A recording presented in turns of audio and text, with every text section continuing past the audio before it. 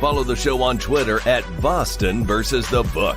How do you like them apples? Bringing you the best insight on sports betting news, Matt and Dave's daily picks, and an entertaining and unfiltered dive into the sports betting industry. Here's Dave Sharapan and Matt Perrault. And here we go.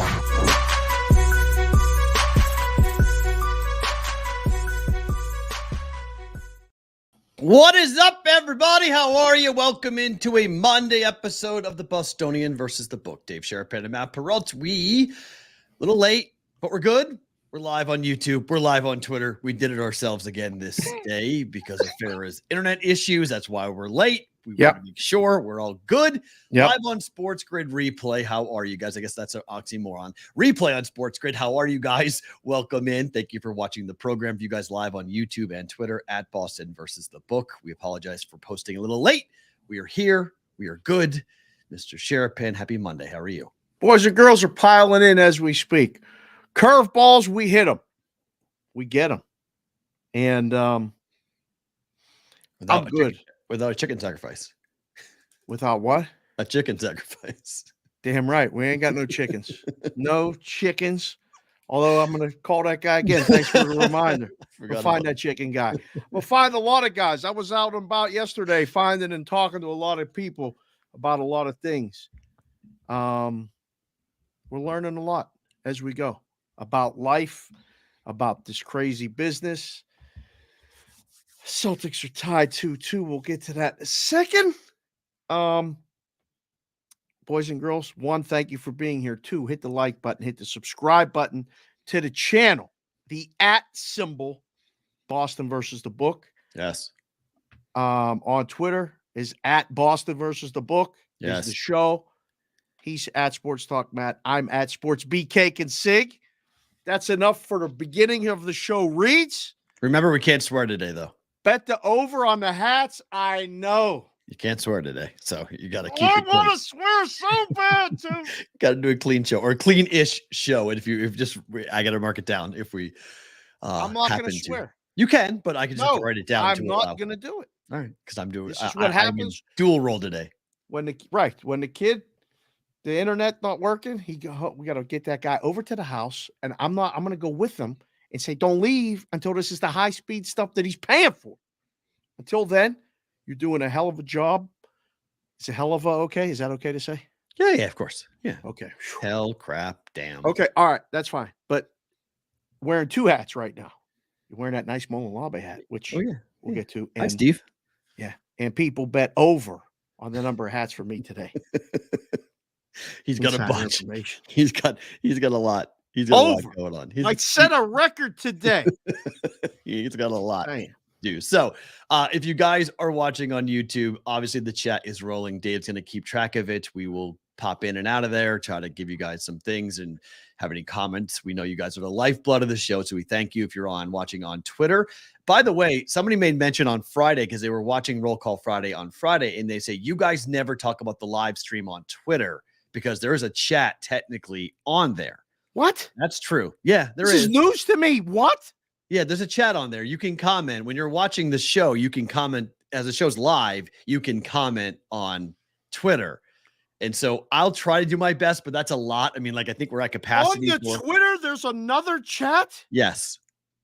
Oh. So if you go back and watch the show on Twitter and you watch it, you can see it where people will write things. And like when you say name someone, when you wrote like give your name and your zip code. Area code. Excuse me. So when you do that, I saw a bunch. I was watching the show back over the weekend. I was like, oh no, I saw a bunch of people posting. And then one person said, you guys never acknowledged the Twitter chat. And I was like, oh, sorry. Yes, that is true. There is a chat on Twitter. It's not nearly as robust as it is on YouTube, obviously. It's not set up the same way. It's not as clean. Yeah. I had no idea. It's not done on purpose.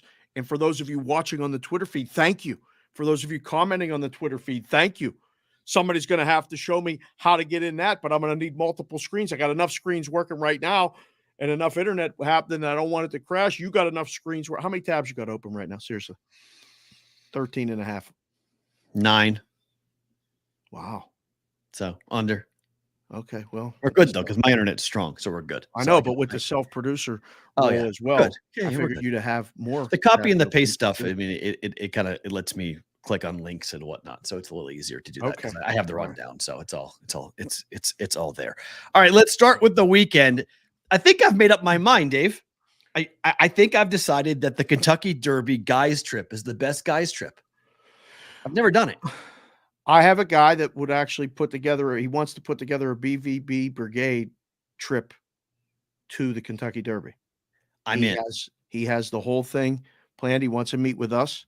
I am in. He suggested it 2 weeks before this year. I said, "Are you out of your mind? Right. I can't do it this year. There's no way. We can't coordinate it enough. We're looking for a sponsor. We're talking to people. But we could do it during the Triple meetings. Crown conversations, though. As we get to the Preakness and we get to the Belmont, we can have conversations. So if he wants to talk, we should talk, because I think right now would be a perfect time to kind of key in on it and say, hey, in 1 year's time, because the big internet scuttlebutt of the day is that Josh Allen and his girlfriend, now broken up girlfriend, went separately. She went with the girls. He went with the guys.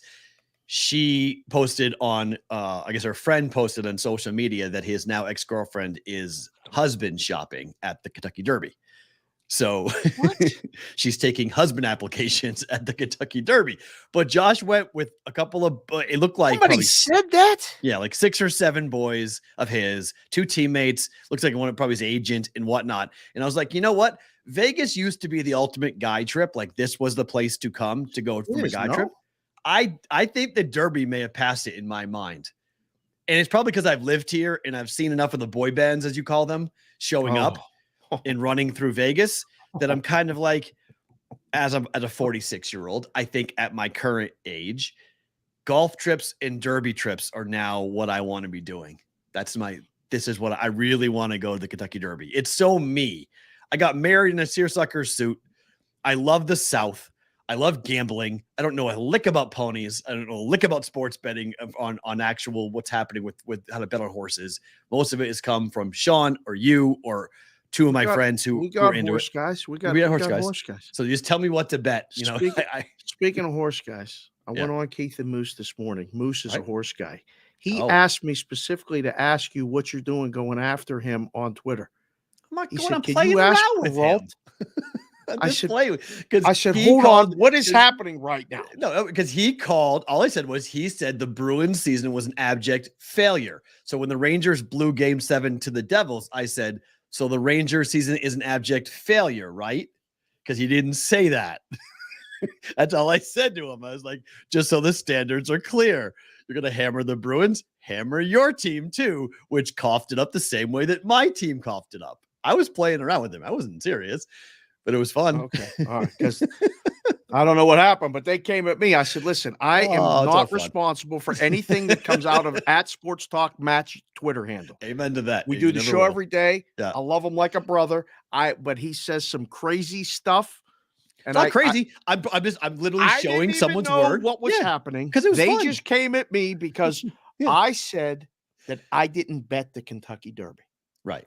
And I was like, they're like, what do you mean? You're a horse guy. I said, first of all, I'm not a horse guy. You guys in here know I'm not a horse guy. Yep. I hit the try last year. It was the hit of a lifetime. Woke up. I did a couple shows on Saturday morning, and then Forte was scratched. I'm like, well, now what? Right. And I was like, and then I was get Frankie Fat Stacks. Someone else texted me. Sean O, the Golf Pro, didn't text me till after. Okay. But I was like, you know what? I'm going to just look at the hockey exactas. I'm not worried about this Derby right now because it doesn't feel as wide open as it was. It didn't feel like it was going to be that big monster payoff. So I didn't bet it. Like every horse, I mean, like 6 horses were between 10 to 1 to 15 to 1. Like it was just sort of like every horse. There were a couple of favorites, but it wasn't anywhere near like last year. Chef Benny said, don't believe Dave. He's a horse guy. Chef Benny hit the try. Chef Benny did the bet that we talked about on the show. Beautiful. He put all in first. He keyed 5 horses under 5 horses and got the try. Invested 160, cash 498 or something like that. Congratulations to Chef B. Ultimate guy trip. Now listen, we got Winning Las Vegas. She's a big fan of the show. She's tweeting at us and stuff. We're going to have to meet up at some point. Yeah, she's very adamant about having a conversation and a sit down because she sent me a note and said she's very much interested. She wants it. It's going to have to happen. I said, talk to us this week. Absolutely. We'll get it on the schedule. 100%. You're going to have to come to our side of town if you're not already. I can't. Or the strip.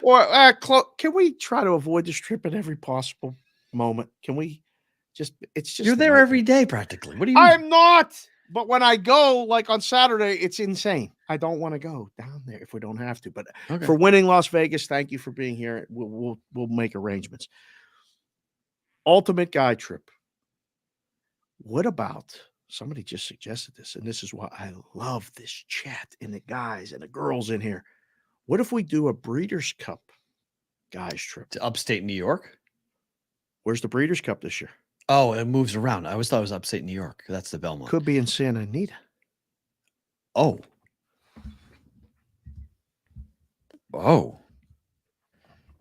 Breeders' Cup. Let's see. The Breeders' Cup is at Santa Anita. When? November 3rd.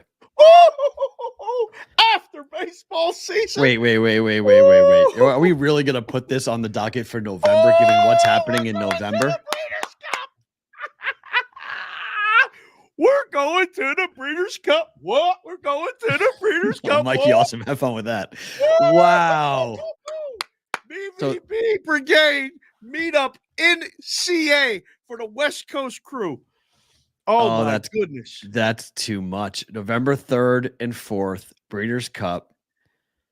Wow. 40th running of the World Championships in the saddle of the San Gabriel Mountains. 14 world champions to be crowned. Oh my goodness. All right. I'm in. Let's build it. Oh my goodness. Here's I'm a question. Not even a horse guy. I'm excited. Here's a question. What is happening? How far away from LA is that again?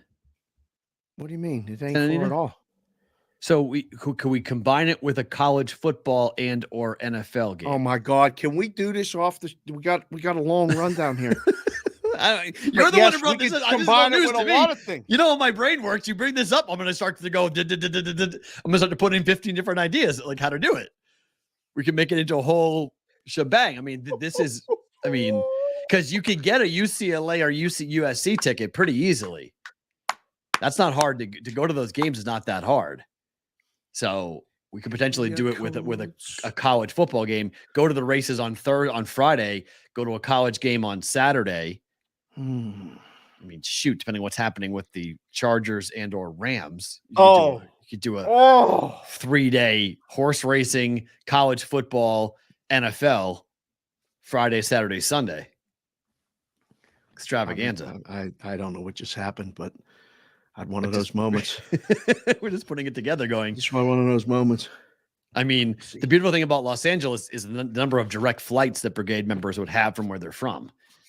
So it's really easy. Oh, look at that.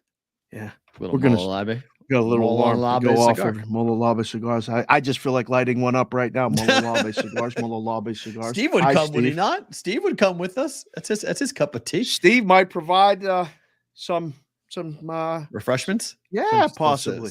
Oh man. Wow. Yeah. Smoking a cigar at a horse track. I haven't done that. Man. Like, wow. And you guys know, if you listen to the audio podcast, you hear the advertisement for Malalame Cigars, one of our sponsors here on BVB. He believes. Oh, yeah. He believes. So we got a chance to, wow.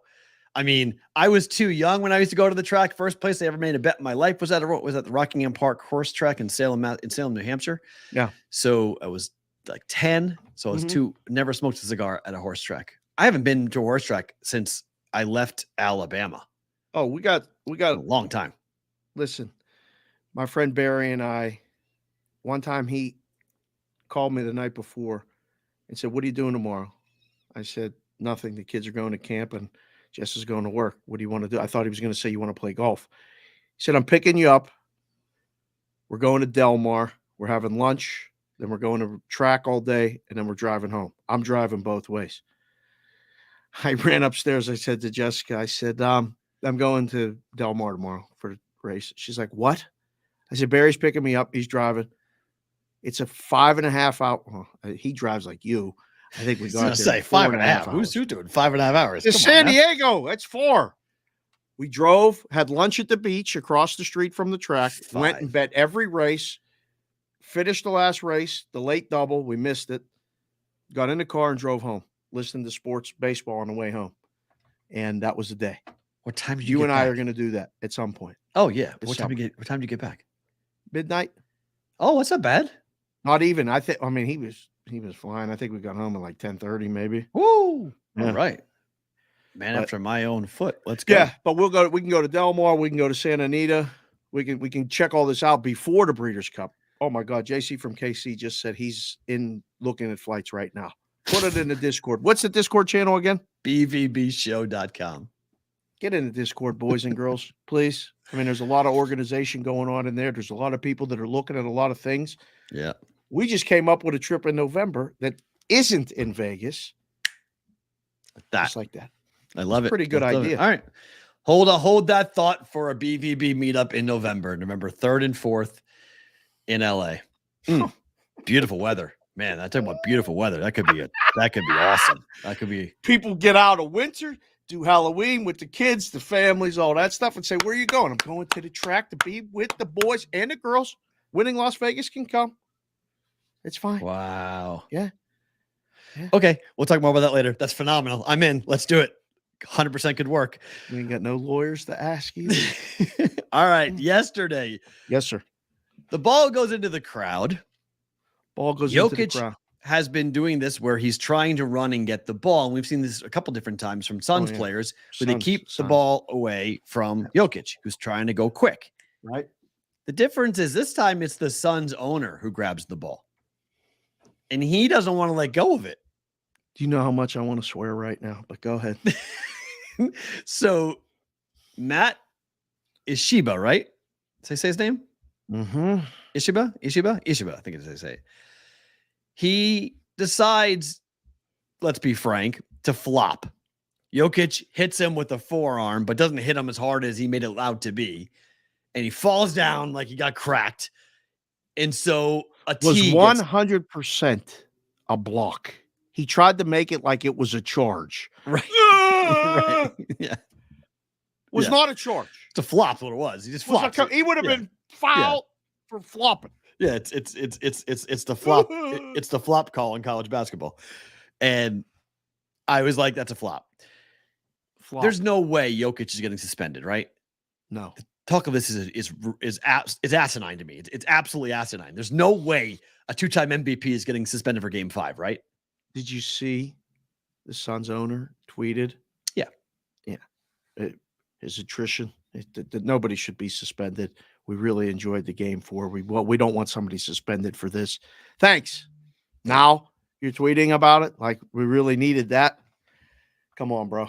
Suspending or fining anyone over last night's incident would not be right. I have a lot of respect for Jokic, and I don't want to see anything like that. Excited for game 5. Go Suns.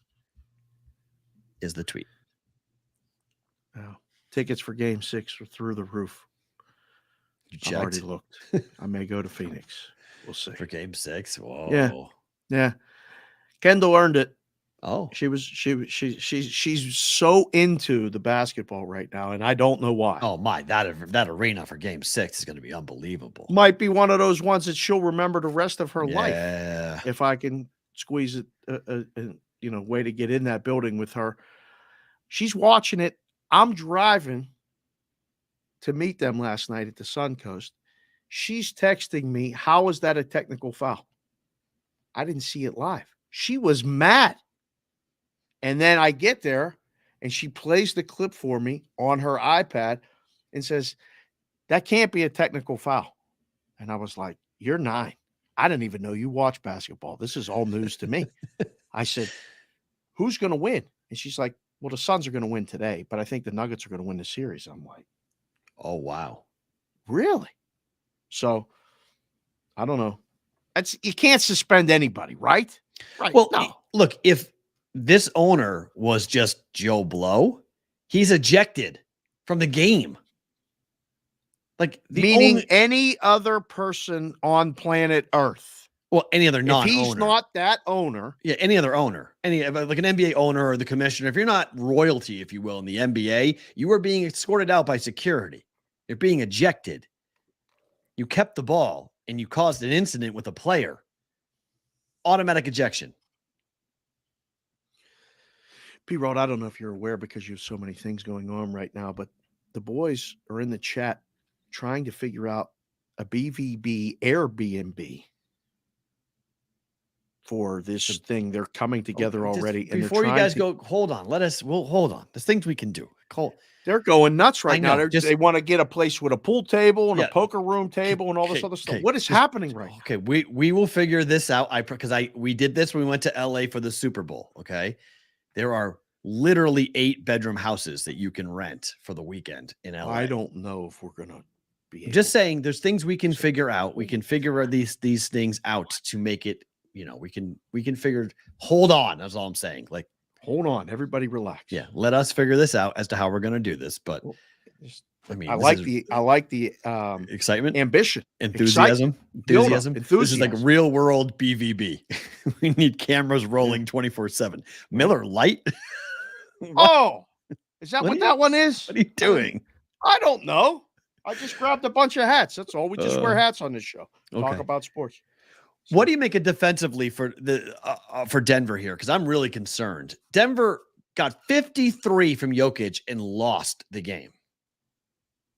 That is a huge problem. It is a problem. They should have won that game. I was on Denver money line. They should have won that game. You get a 50 spot. They should have won. They could have won. But 50 spot from your best player. You have to win that game. The second highest scoring Denver Nugget game in playoff history for an individual. It's a game 4 loss. It's a game 4 loss. It's 2-2. And the Nuggets are still favored to win the series. It's fine. They're going to kill him in game 6. They're going to kill him in game 6. Why do you say that? They are. What do you mean kill him? They're going to cover 4.5 easy. I already bet it. Nothing is easy. Nah, it is easy in the NBA. Yes, it is. It is easy. Favorite covers. Like it just happens. We have been saying this on the show. If you guys haven't been listening or watching, you probably should. It doesn't even matter. Fun, bet the dog or favorite covers, and the Suns aren't going to Denver to win game 5. Don't think so. So bet them to cover. Bet Denver now before the number runs. Because I think people were like, I bet it last night, and they're like, oh, what if Jokic gets suspended? I'm like, he's not getting suspended. Bet it. No worries. I have no concern about a 2-time MVP being suspended for game 5. He's not Draymond Green. It's -5 everywhere now. Yeah, it'll be higher than that. By the time once the NBA comes out with that statement saying that, here's a $25,000 fine for Jokic, he's playing game 5. That number is going to run. Right. It'll go to 7 and it'll stop. That's what I think it closes at, 7. It ain't going to 7 by the game is tomorrow. Yeah. No. Okay. I think the only thing holding the number back is the fact that people were nervous that Jokic could get suspended for game 5. And people were pushing it, like legitimately, like NBA writers were pushing it, saying by the letter of the law, Jokic gets a 1-game suspension. He went into the crowd. Did you see his post-game clip? His was outstanding. No, I saw him alone. I didn't see him. Yeah. His post-game clip was amazing. He's like, the guy put his arm on my arm. Like I just had to, you got to protect the players. And like way he said it and how he said it, he's like, they can do whatever they want. But, the guy was holding the ball. Anyhow, he better not be suspended. He's not being suspended. I think they open up a whole nother can of worms if they suspend him. You want to talk about integrity? They're not it's not happening. It's lunatic. Right. I was mad that it was even being discussed last night on NBA on TNT, and then on Twitter, I saw like numerous big national NBA writers saying like, "I think Jokic should be suspended for this." I was like, "What are you talking about?" Well, it's not happening. He's not missing game 5 of a best-of-7 series where it's 2-2. He's the 2-time MVP. Yeah. No, not happening. Fine him. I don't care. $50,000. 100,000, whatever. Give them a fine, move on. That's what I think is going to happen. But the defense is a bigger problem. I think Denver in a game 7 in Phoenix, I mean, I don't know what was going on in the second half, but Phoenix couldn't miss. They shot 77% in the third quarter alone. That ain't going to happen again either, though. Well, look, I said this in the fourth, going into the fourth quarter. I was like, wait a minute, the lead is 6, and Phoenix shot 77%. They should be up by like 16 right now, not 6. So I thought Denver had a good shot of winning the game. And then, man, shot that Michael Porter Jr. shot the dumbest 3 of the game. When they had that turnover, they were down by 4, and he pulled up for that 3 that he airballed. That was brutal. That was just like, what are you doing, bro? Come on, man. Hey, sometimes end of games get a little bit wonky, to use one of your words. Yep. You know, you got Marcus Smart taking the end of game shot for you guys. Hold on. We'll talk about that in a second. Hold on. I jumped the gun. I'm sorry. Got plenty to say about that. Stay on this game first, and then we'll get to Marcus Smart. All right. I have a lot to say about that 3. Do we? Yes, I have a lot to say about that 3. Can't wait. So it's light. What else we got here? Oh, hey, Circa. All right. We're going this 4 hats on the day so far.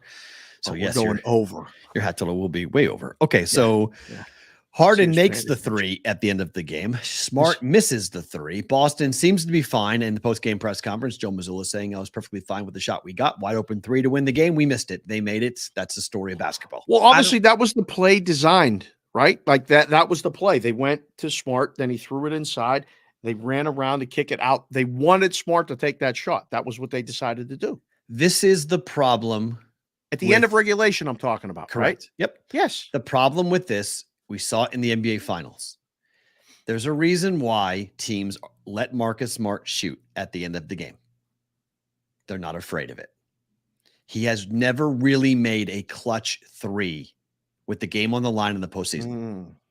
And in the NBA playoffs, remember he went for the 1 for 10 game where he basically shot the Celtics out. I think it was game 3 of the finals, or it was in Golden State. I can't remember which game it was, 3 or 4, but he shot Boston out of the game because he kept on jacking 3s. I like Marcus Smart a lot. He's a gritty, tough player who could be on my team any damn day. I love him. Defensive dog. But that 2-man game needs to be Jaylen Brown and Jason Tatum. Okay. That needs to be a different player. I need Jaylen Brown, who was the hottest Boston shooter all game long.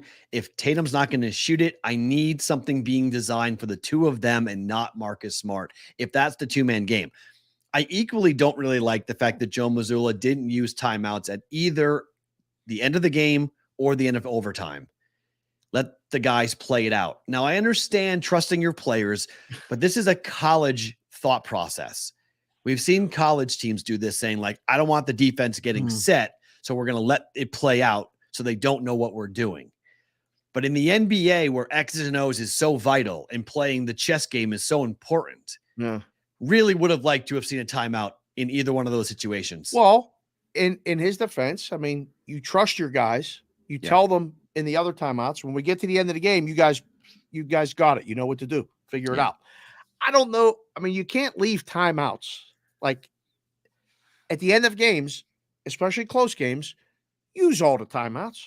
Like whether the situation, like it seems silly to waste timeouts and let them just not be used. Yep. That's just my opinion. I mean, look, and no, JJ, I am not the new valet at the circuit. I am not.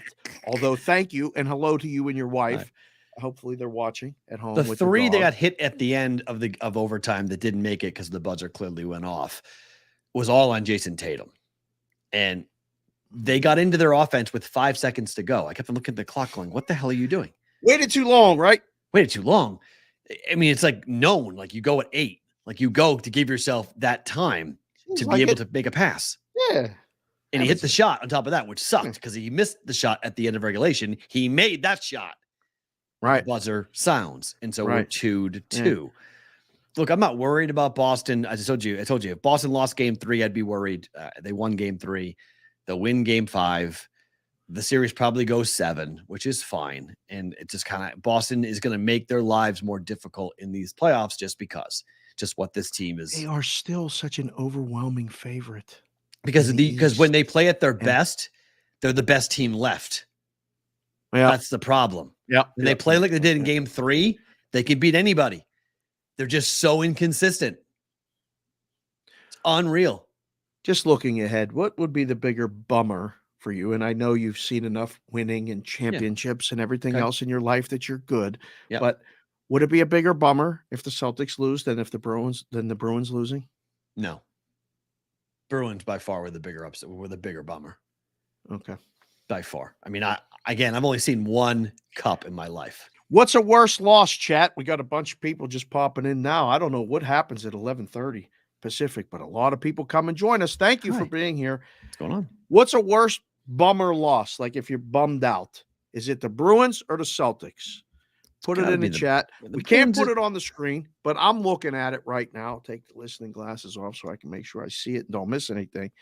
Curious what the chat would say. Perrault says it is the Bruins, hands down. I mean, the Bruins just set the record for the most wins in the regular season. And again, the Celtics have won 17 championships. Okay. In my lifetime, they've won 4. So I've seen 4 rings for the Red Sox. I've seen 4 rings for the Celtics, and I've seen 6 rings for the Patriots. I've seen 1 for the Bruins. Crazy, because in Pittsburgh, we only got 3 teams. And I've seen 6 Super Bowls, 3 Stanley Cups, and 1 World Series. I got 10. You were alive for every Pittsburgh title? Yeah. 1979 Pittsburgh was known as the City of Champions, and then they reinvented that when they won the Stanley Cup and the Super Bowl too. But the first Steeler victory was in what year? 1974-75 season. So you were like 2. I was 3. Okay, so you didn't really see it. I turned 4 that year. Okay, you didn't really see it though. You were alive. But I remember the next one. You were 5? You remember a championship when you were 5? I bet my dad $1 on it. That was my first bet. When you were 5. I said I wanted the Steelers, and that's the first time he explained a point spread to me. That's pretty impressive. They didn't cover. They won, but didn't cover. I do not, and I'm not sure I have a core memory at 5. I don't think I remember anything at 5 years old. Oh my gosh. I remember core memories at 3.5. What? Oh, there was a lot going on at our house. I had brother Dan and brother Doug. I had to take brother Dan to nursery school every day. Right. He cried at the door. The next day, my mother said, he's going to school with you. I said, well, I don't understand. He's old enough. He's coming with you. She had enough of him. Then brother Doug was born. Right. It was craziness. That year I turned 4, 1974, insanity. I remember it all. I was playing sports. I was playing hockey at 4, playing baseball at 5. No, I don't have much of a memory of 81. I remember, I do remember the championship, but I don't remember, I couldn't tell you where I was or what was going on. I just remember seeing it on my TV set with my dad celebrating. Listen, I remember it was a happy time. That's what I remember. I met Mama P over the weekend. You did. And while you were out picking up your daughter, right, little P, me and Mama P bonded. Oh, nice. On your doorstep. Yeah. And she told me a lot of stories. She didn't know where she was in 1981. Okay. In 15 minutes, she told you a lot of stories. You were gone 30 minutes for the record. I was not gone. You were gone 30 minutes. I have it on the thing. We were gone 28 minutes, but it's fine. But yes, we talked a lot about a lot of things, about a lot of life. Great. And I now know why.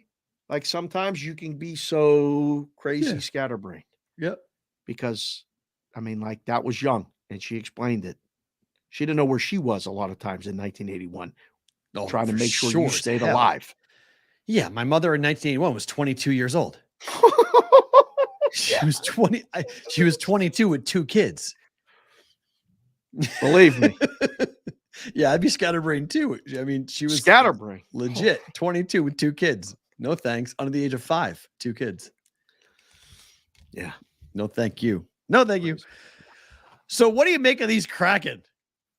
They don't just win game 3. They work Dallas. I don't know. I mean, the overs hit in every game that these two teams have played, the over is hit in 7 for 7 between Dallas and Seattle. Easy too. Well, this one was easy. Not all of them. In the regular over 5.5, I should say, because there was a 4-2 in there. But every time these lines at 5.5, Seattle and Dallas has gone over. It's like, wait, what?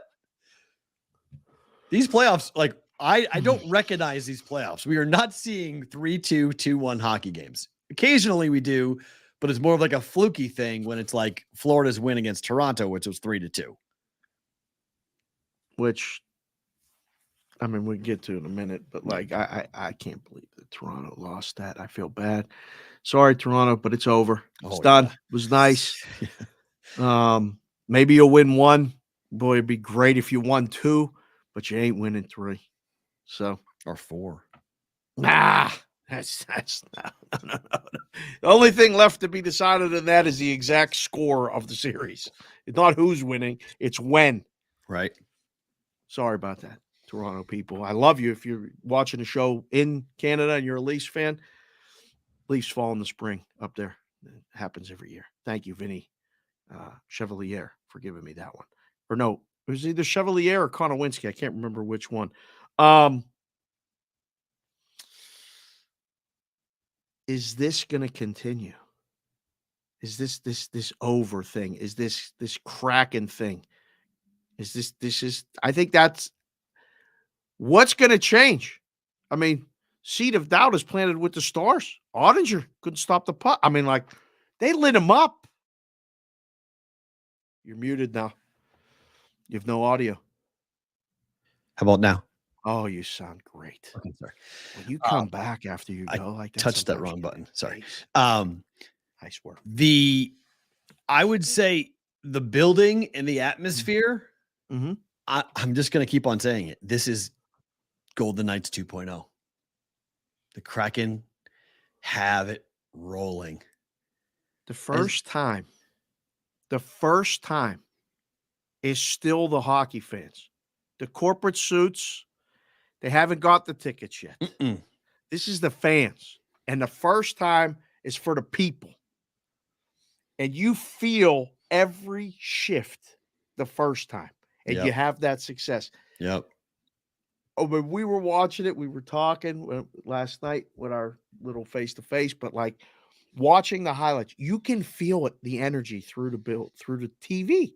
And as long as the offense is there, meaning if they get up and they score, it becomes a waterfall. Ooh, does it ever? Like it just became, you saw it. It was 1-0. It was 0-0. This is another trend. We've talked about this on this show. I've talked about on the Juice a lot. 0-0 after 1. If you're not betting the second period over, you're leaving money on the table. They scored 6 goals in the second period. 6 goals. 0-0. If you got the under in the game, you're like, oh, great. This is awesome. I get to kick my feet up. We should be good. It covered before the third period started. Right. 6 goals being scored. So you have to be betting the second period over 1.5, maybe even 2.5, depending on the juice and what it is. With the first period under. With the first period going 0-0. Right. First period 0-0. Now 1-0 is a little bit different. Sometimes you can get a 1 goal second period, but more often than not, it's 2. Yep. But 0-0, it's almost automatically right now. It's going to go. You're getting 2 goals in the second period. Most often, you're getting 3 goals. And oh, you froze. Snap your fingers. He's frozen. Stay with us, Chad. 6, 7, 8, 9, 10. Stay with us. Stay with us. Just there reset. You are. Okay. Close that site that got the videos. You got something open. ESPN or something. Yeah, I just closed it, but that's not. That's just a StreamYard thing that I think when it clicks at that. But right. Just snap. It happened once. It freezes. But hey, Perrault, you like the lid? Yeah. I need all the stuff, Perrault, if you know what I'm saying. And I need a meeting with the guy. Get me in the building. Take care of the rest. Johnny P. Brought to you by the BVB. Love to have you on, Johnny P. So there's no way that Toronto pulls a Red Sox in your mind, huh? There's no way that Toronto pulls a Red Sox. 2004. Why is this a Red Sox? Because they did it once? Because they're the only baseball team ever to do it. Hockey teams had it happen a couple of times. It's happened multiple times for the hockey. Not a ton, though. 1975 with Penguins lost to the Islanders. It was terrible. I was crushed. I was a little kid. I really thought the Penguins were really good. And then the Islanders, it was 3-0. Yeah. This is 3-0. Wouldn't this be the way to cut the curse out of the heart of every Toronto fan, to get rid of it, to do it? It did for the Red Sox. It spurred 3 more championships after that. This would be bigger for then the Red. Shut up! Come on, it's not bigger. If the Leafs come back after losing 2 games in overtime in crushing fashion. Is there a book that's been written about the curse of Toronto? Because there was written about the Red Sox. Listen, they haven't won a Stanley Cup since 1967. There's other people and other teams other than the Red Sox. It was Babe Ruth, 1912. It was 86 years. It was ridiculous. Oh my goodness. It was 1918, actually. Sorry, 1918. But whatever it was. Fenway's 1912. That's when Fenway opened. 1918 was the curse of the Bambino. 1918. Yeah, but 1912 was when Fenway opened. But they beat the Pirates in like 1904. Red Sox in 9 games. They were the Stockings then, I believe. It was the Red Sox. Red Stockings. This would be tremendous. It would. It would be phenomenal if they came back and beat and won this. They got to win 1 first, but who's doing the cowboy up and the shots of whiskey in the locker room? It's got to be Captain Johnny T. Tavares, Mr. Toronto, the kid that slept on the sheets, scored the game-winning goal in game, and to get him past Tampa. It's got to be him. It's not Austin Matthews.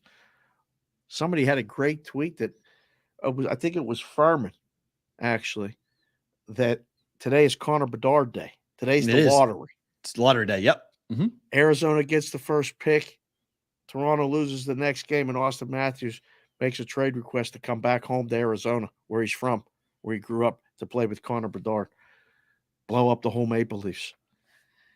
I was like, boy, people, like, the offseason is incredible. The amount of nonsense that you hear is that's not like a possibility, is it? I don't think so. Is Austin Matthews the best U.S.-born player right now? McCarr's in the conversation, right? Mm-hmm. Best forward has got to be, I think it's Austin Matthews. Man, McCarr is definitely the best. Could you imagine for the Coyotes to get Bedard and Matthews? Would be unbelievable. While they're building the new building. The ramp up would be to have a new. I mean, you want to talk about firing up a market. Speaking of Arizona, that would be a great place for us to do some BVB stuff, right? Sure. We could do BVB stuff there. Just purple, of course. Arizona colors. Be not bad. BVB. They're coming to us next year because we went there for the Super Bowl. Right. So Super Bowl's here in 37 Sundays from yesterday. Holy Christmas. 37 Sundays weeks. We'll be hosting the Super Bowl in Las Vegas, Nevada. We're already here. For did you watch any of the F1 over the weekend? Not 1 second. I finally got it. Like, I finally understand it. Really? I watched an hour and a half of the pre leading up. I watched the first 20 laps. Is Cole McCarr now listen, is McCarr Canadian? Oh, Goroff came in and said he's Canadian. Oh, I thought he was born here. He played at UMass, so I thought he was a New England kid.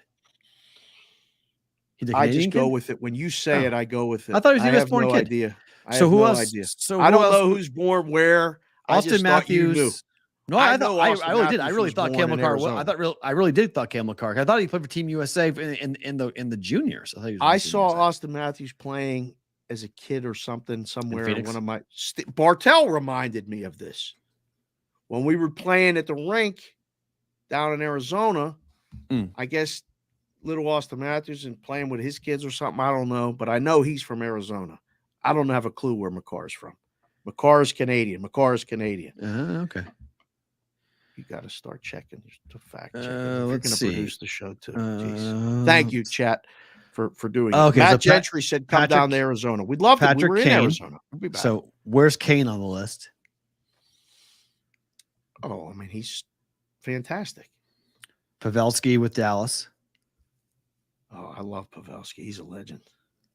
No, that's crazy. Max Pacioretty is a U.S.-born player. I would have sworn I would have guaranteed he was a Canadian.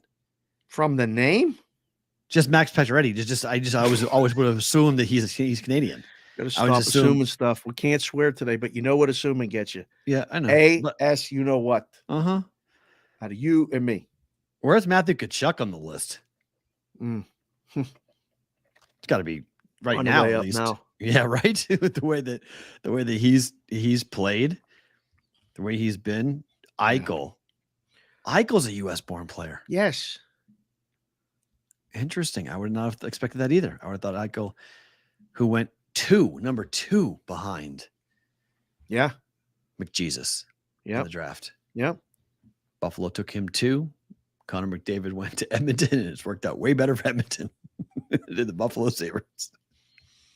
Well, I mean, they couldn't put guys around him in Buffalo. Right. He tried, and then he didn't stay healthy and everything else. And then he wanted out. Now he's here, but we'll see how that works out. What do you make of the fact that every game, and now this one 8-4 between these two teams, the Carolina Hurricanes are suddenly playing over games? This was an under machine team this season.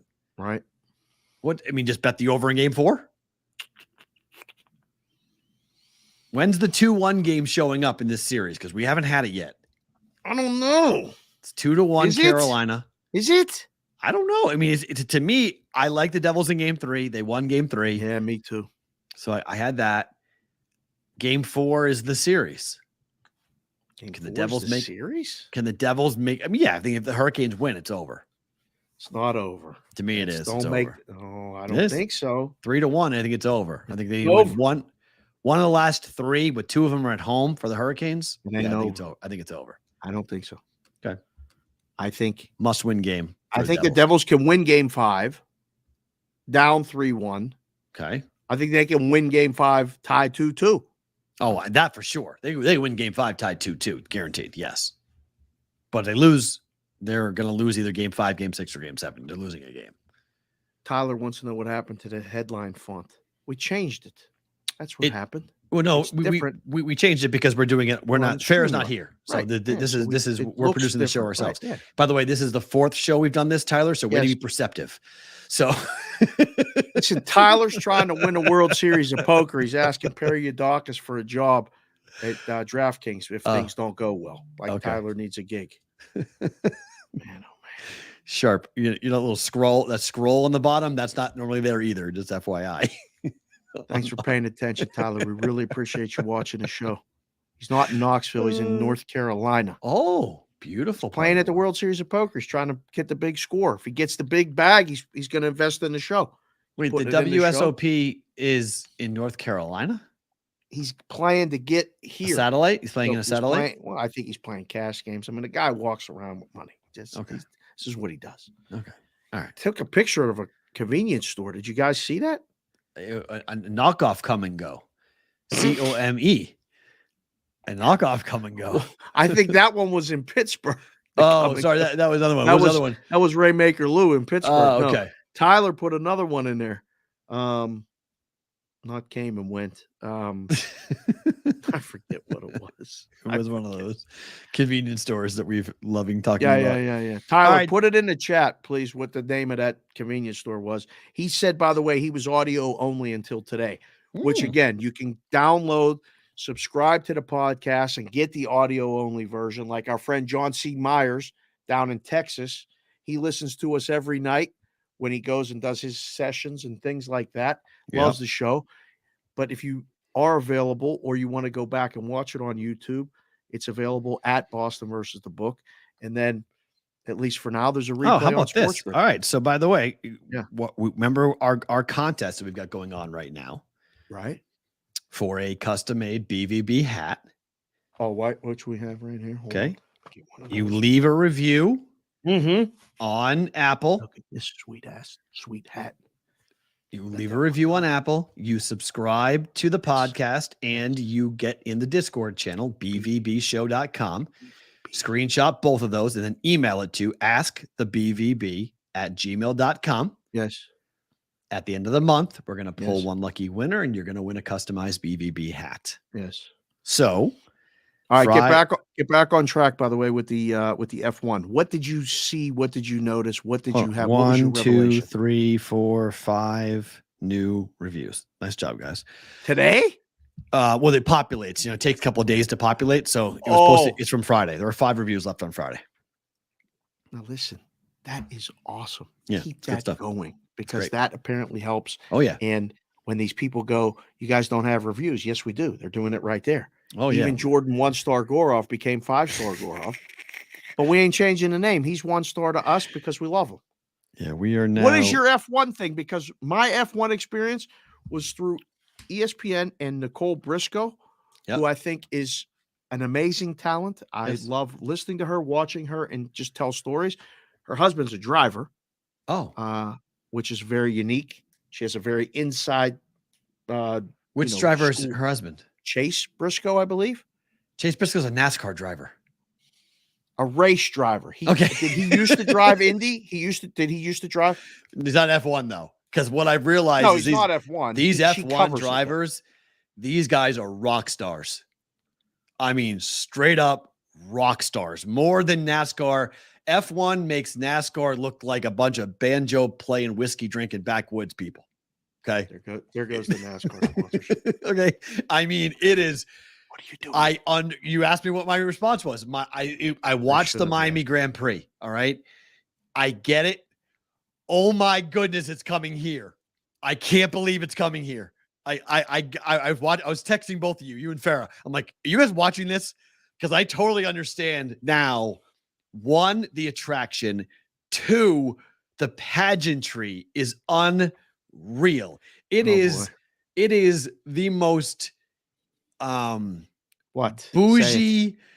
Bougie. I mean, every word, every adjective you want to describe for money is what this thing is. I mean, the guy who made the gaffe last year where he didn't know who Paulo was, Bonchero, they redid it again. He knew where he was. It was really funny. He was like, "Hey, Paulo, how are you? I remember you now. How are you?" Like this Brit guy was really funny, running around with a live stream during when they're getting ready for just, I don't know what they call it. They call it the grid when they're on the grid, not sports grid, but we're on the grid. And it was wild. The Roger Federer and the Williams sisters and all these celebrities all hobnobbing around. And then they had LL Cool J do the intro. They had will.i.am playing a new track for the intro for all the drivers to come on in. They're all tiny dudes, just like in NASCAR. They're all like 5'5" and shorter, but they are rock stars and they drive so fast. I've seen open wheel before. I've seen IndyCar. I've driven an IndyCar. Where did you drive an IndyCar? In the streets of Boston. This is a terrible idea. When the IRL went to the New Hampshire Motor Speedway. How fast did you go? Not fast at all. Although when I was a passenger, I went fast. When I was driving, I did not. It was very slow. You couldn't drive very fast at all.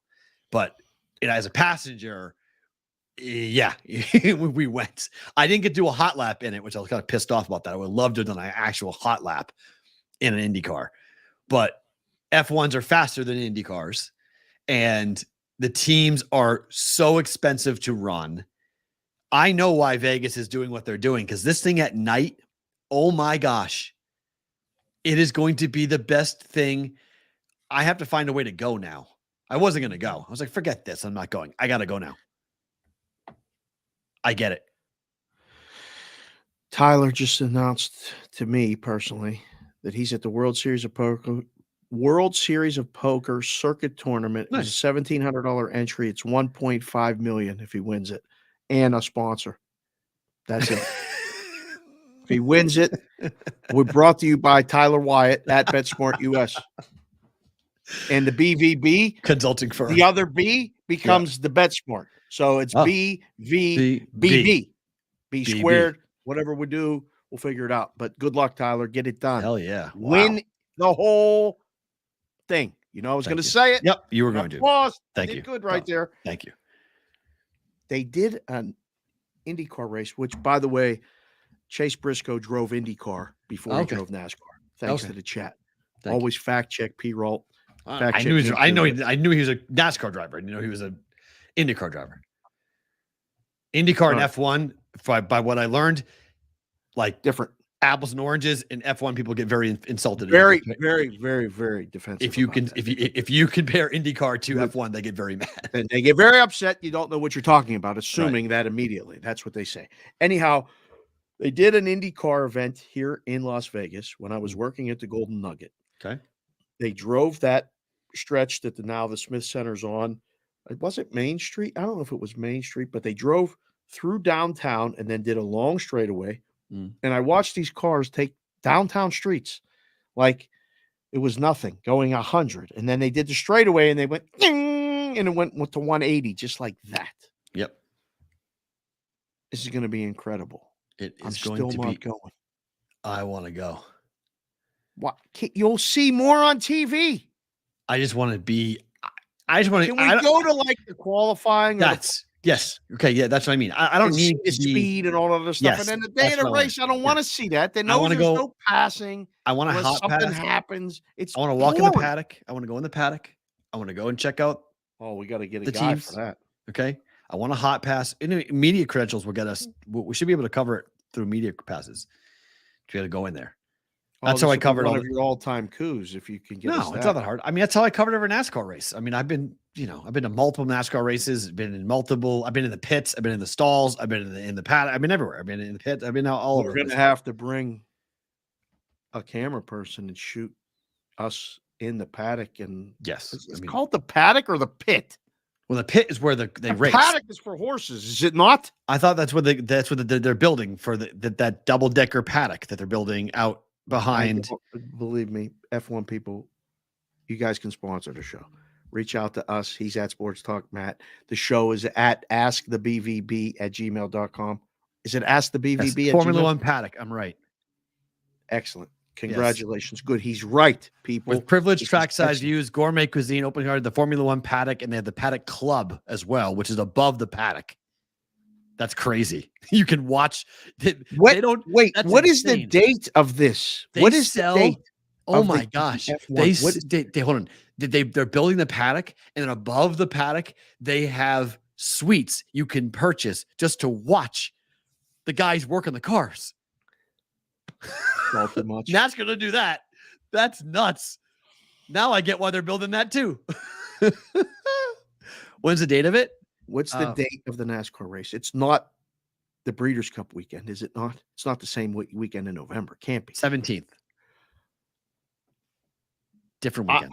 We're going to have to get some sleep now. This is going to be an unbelievable fall. We're going to go to the Breeders' Cup now in L.A., San Antonio, and then we're going to come back 2 weeks later, and we're going to have the F1 here. Oh, then we're going to have the Super Bowl 37 Sundays from yesterday. You think somebody want to sponsor the show? We're going to be doing covering a lot of stuff. Reach out. Ask the B. What is the email again for the people? Ask the BVB@gmail.com. Perfect. Excellent work. Go ahead. So appreciate 2.5 second pit stops. Is that how fast that's it? I believe so. Yeah. They're in and out in 3 seconds. What do they do? Because it's gas up. Well, no, right? I hold on. Are Addison coming in there and speaking that nonsense? Well, tell us, because I think it's just tires. I think they just change out tires only because I don't think they do fuel, right? Because they're hybrid, they're either hybrids or electric. You're asking the wrong person. I don't even know. I think they're that fast because I think they're that fast because they don't do fuel. They only do tires. So that's why it's that fast. Addison will be able to know that more than me. I'm still learning about F1, but it's Addison. I couldn't get down there on Friday. I wanted to meet up with Addison. He was here in town. It's unbelievable. I'm sorry. Yeah, my mom's here. His mom. Oh, yeah. He is. Oh, I don't know if he's still here today. Oh, put it in the chat if you're here today. I don't think. All right, on to this game. Heat Knicks tonight. What do you make of discussion? What do you think? Miami times 100. Okay. Yes. Times 100. Here, I'm going to put on the listening glasses for the people that are watching, you Knick fans. Okay? I said this on Irizarry and Moose this morning, and I'll say it to you right now. Bing bong, ding dong, the Knicks are dead. Okay? Agreed. There you go. That's our analysis of the game as far as I'm concerned. I don't know what's going on, but Jimmy Butler's figured it out.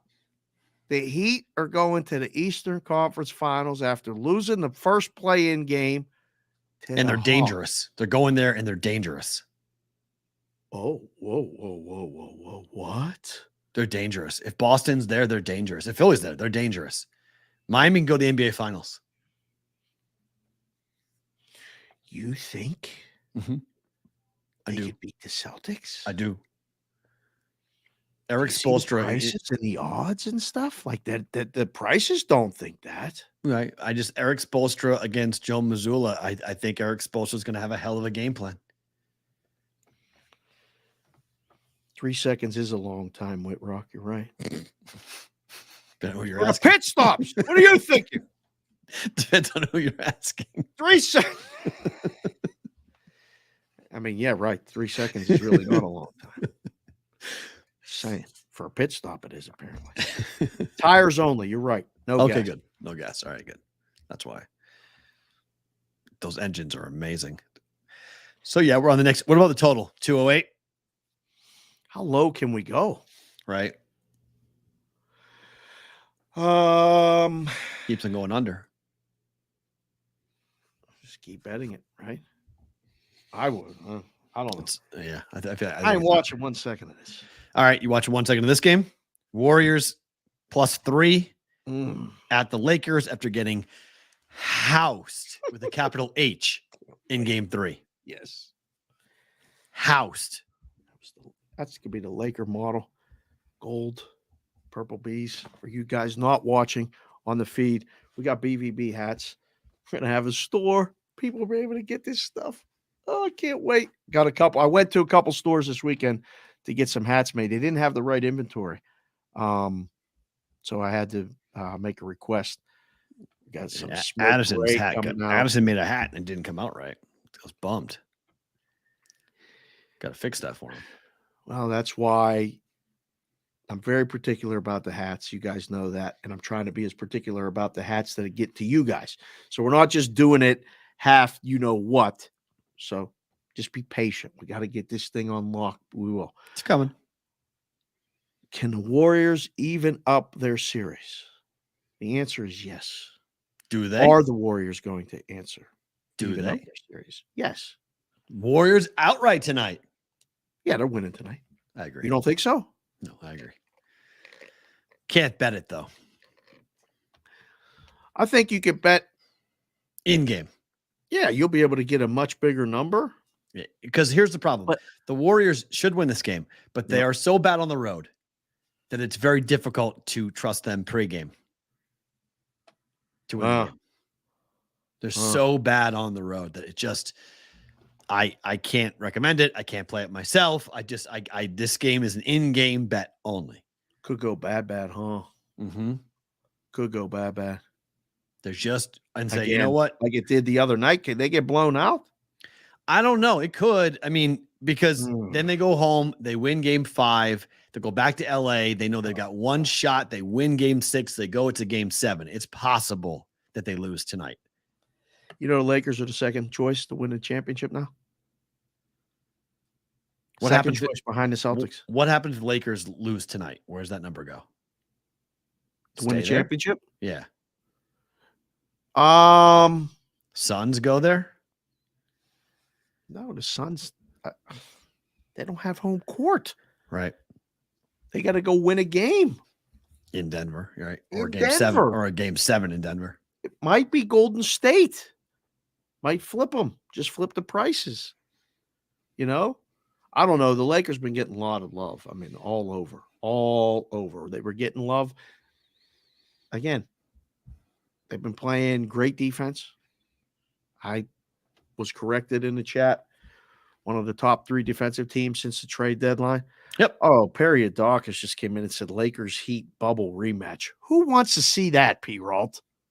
I'd watch that. I like Jimmy Butler a lot. I like him a lot. I think the Heat versus anybody I'd like to watch. Give me Lakers Celtics, please. Oh, or give me Lakers Sixers, please. No. Why? I'd rather see Denver Philly. I'd rather see Jokic against Embiid and sell the MVP conversation. Sign me up. That's what I would rather see that. If Philly's in the finals, I'd rather see Jokic against Embiid, and let's solve it. Let's actually have these two guys battle it out. Boys and girls in the chat. Again, booming. Business is booming. There's people in here watching. Good. LALGSW. Who's winning the basketball game tonight? Ready, set, go. Just put it in there. Mikey Awesome put ODU because that's what you do. Thank you, sir. Yeah, Lakers Celtics, please. That's right, Percy. I'm with you. That would be fun because of all the stuff that would bring up the past. Well, just a battle of one of the two teams gets to 18. Well, they both have 17 wins. Oh yeah, that's trust me, that's all we care about right now.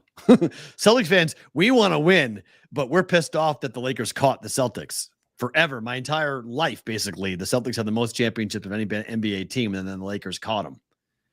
Both franchises have 17, so one of the two gets to 18. A lot of pressure on that series. Wow, the first four people said Golden State, and then we went Lakers, and now we're getting mixed. Golden State, Lakers.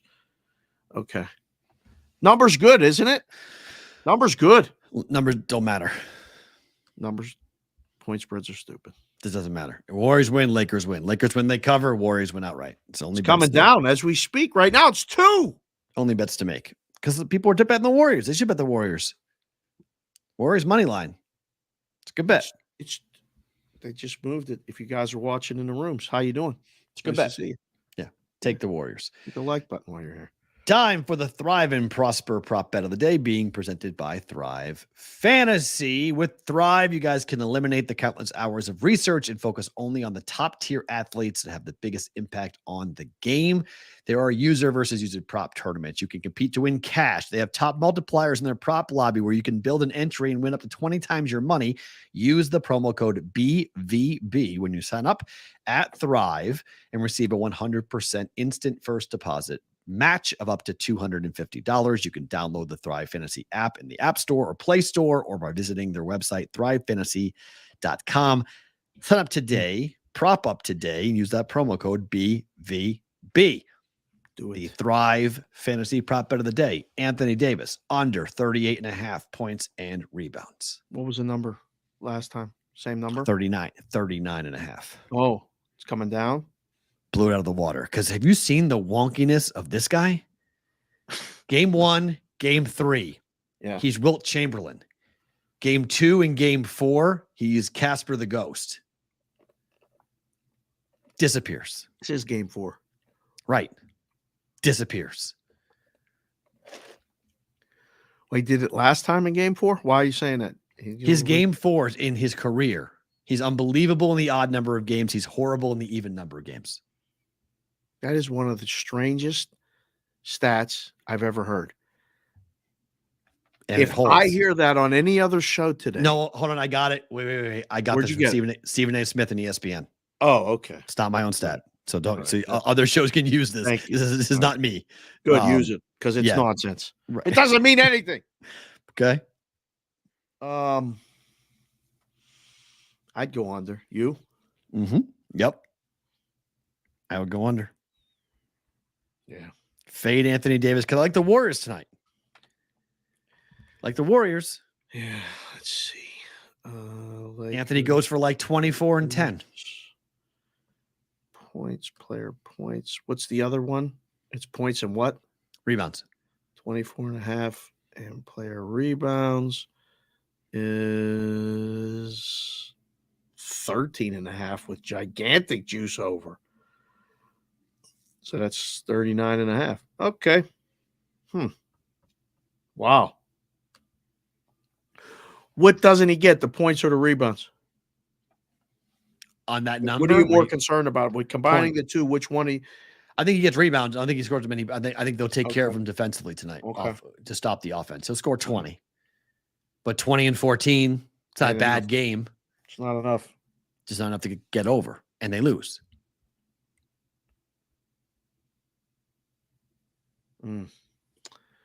I like under. I like under as well. Hockey we go.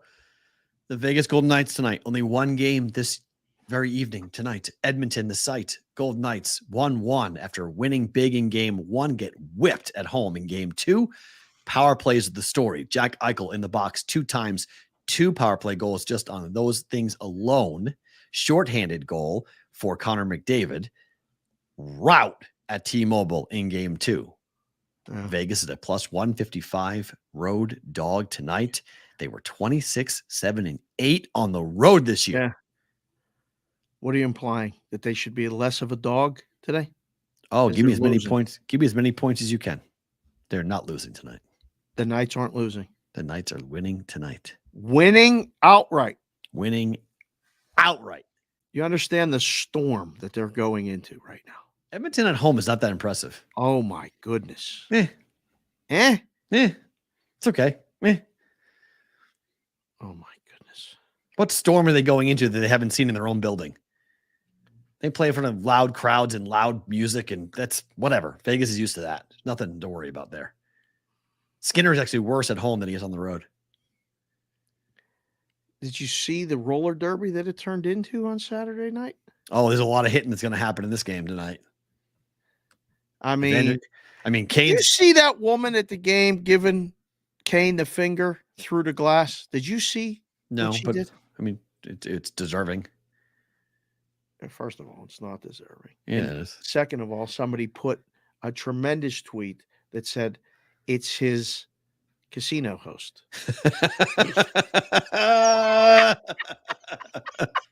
I mean, seriously, right? It's a woman giving him the finger right up against the glass, and he looked back at her. There's tremendous, just, go on. Video, Google, right? Yeah, just go, It's great. Google Evander Kane, whatever. It's hilarious. Or Evander Kane debt. Go Google that. Well, you can read the story for that. But if you just see this video of this woman, she was 3 rows or 4 rows away from the glass. And when he, jumped that guy and got in a fight, and she got up and close to the glass and was shooting him the finger through the glass. And he just, he just fixing his shoulder pads and looked at her. That game got nasty. It got physical. It was 4-0 after 1. Somehow didn't go over 6.5. 4-0 after 1 and finished 5-1. Again, the Vegas reverse has to respond with on the road in the game 3. The first 10 minutes are vital. You'll know whether they're going to be okay or not after the first 10 minutes. I'll give you a counterpoint to that in a second. Mm-hmm. But the reverse trend to what we talked about with the 0-0 turning into 6 goals with Seattle is the opposite. If 4 goals get scored in the first period, bet under in the second period. Correct. That equally is hitting. Yes. So if you see a crazy first half, bet the under in the second half. Second period rather, because you're going to wind up cashing that as well, under 1.5 goals. So just as these games are going, fast starts equals slow second periods, slow starts equal high scoring second periods. It's pretty much a trend that's been very profitable here in the playoffs. I didn't even know this, but our guy E is in the chat. I didn't even know E was a hockey guy, but he came in and said Draisaitl over 1.5 points. What do you think of that? Love it. How could you not? A man scoring a goal. If we gave him the Conn Smythe came out today, if it was awarded today, he wins it going away. Yeah. He's been unbelievable. But look, my counterpoint to your point about the first 10 minutes. Yep. If Vegas goes in the box in the second and the third period, the first 10 minutes won't matter. They've got to stay out. It is the only thing I am watching for. How many power plays are the Oilers getting? Because my gut tells me they get 3, and they're going to score on at least 2 of them. And they might score on all 3. Get out of the box. Stay out of the box. It's the most lethal power play. And they're hitting now, I think it's 70%. Yeah. It's, I mean, it's nearly automatic. And it's close to saying that. It's close to saying it's nearly automatic. I like the way you said that. What do you think of my hat, by the way, Superbook Sports? I like it. It's not bad. It's already came curled, which yes. I couldn't control, but it's a nice hat. It's a nice book. We've just putting it out there. I just wanted to make sure for the audio portion of the program. I have no idea what number of hats I'm on. Somebody go post it in the Discord. I'm over whatever number you posted, and I still got more coming. I think there's more goals coming tonight in the hockey game. But did you refer to the Westgate as the Westgate or the Superbook? When someone says let's meet, do you say The hat says Superbook Sports? I say Westgate. So do I. I'm just saying because that's the brand outside of Vegas. They want everyone to say Superbook, right? But I don't think anybody in Vegas says Superbook. I don't know who's running their Twitter account, but I want to give them a shout out for being very original. What they're doing, nice, because they're basically lifting some of my tweets as well. They are too. Oh, it's fine. Imitation is the greatest form of flattery. That's what people keep telling me. So we'll keep doing what we're doing. Right. Appreciate you. Goals, Perrault, over. We get the over tonight. I bet it. But here's my question to you: what's the right number? 6.5 with heavy juice or 7?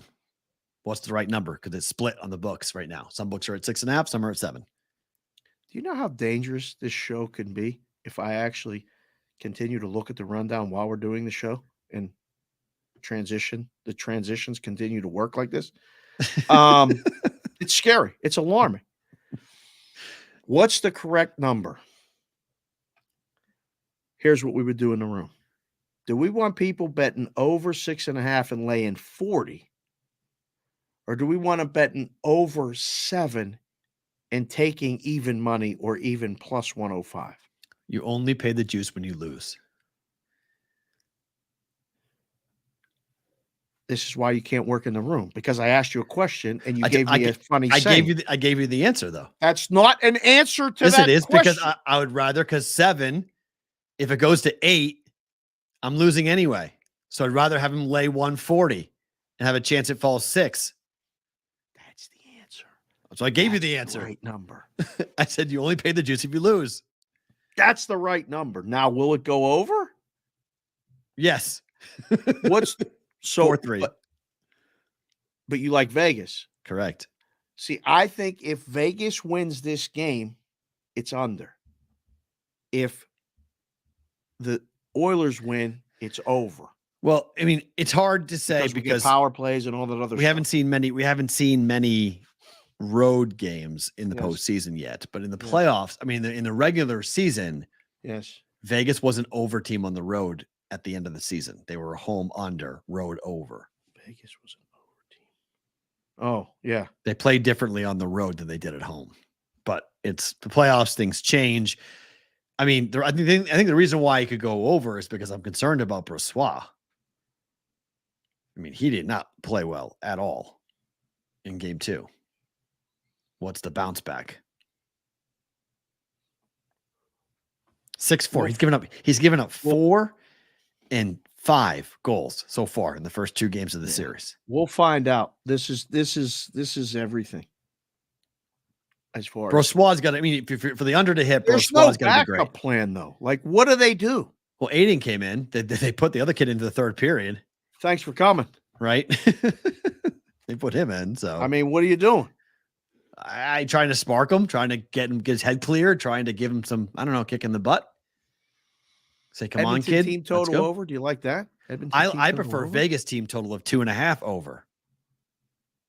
It's 3.5 for Edmonton.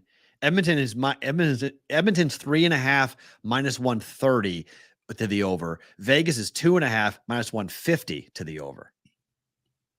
But of the two, I like Vegas to score 3 goals tonight. So I looked at it last night. I looked at the team total. I was like, I don't know, because 4 goals for Edmonton is possible, but I'm not 100% that it's not a 4-3 final and Vegas wins and Edmonton scores 3. Fair. So that's what the hook is. That's what I was worried about. I was like, I'm laying big juice to guarantee 4 goals. I'm not positive Edmonton scoring 4. I think they do, but I think Vegas scores 3. So I'm more confident if I'm going to lay the juice. I'm more confident laying it on 2.5 than I am 3.5.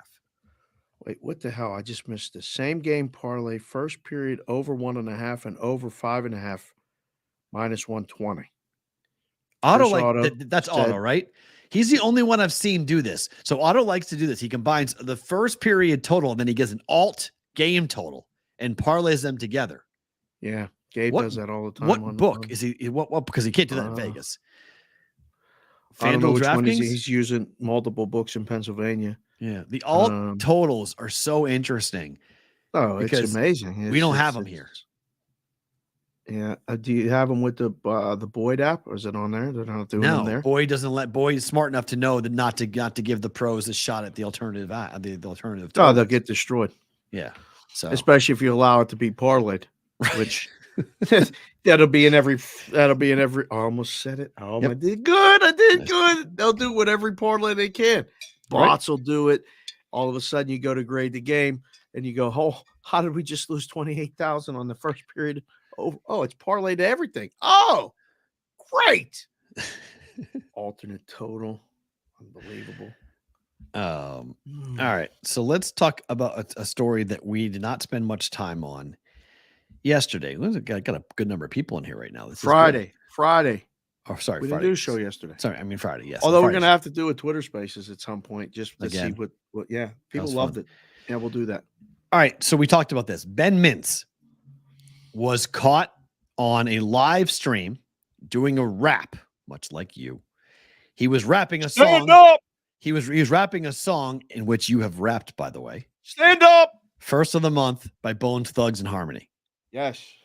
I haven't rapped this one. I love that song. You have? I thought I for never sure did you no Bone Thugs and Harmony. Okay. So First of the Month is my freshman year at UMass to a T. That is the song. You want to talk about the song my freshman year at UMass Amherst? That's the song that would be popping in my brain because it played nonstop at every frat party, at every party you went to on campus. First of the Month?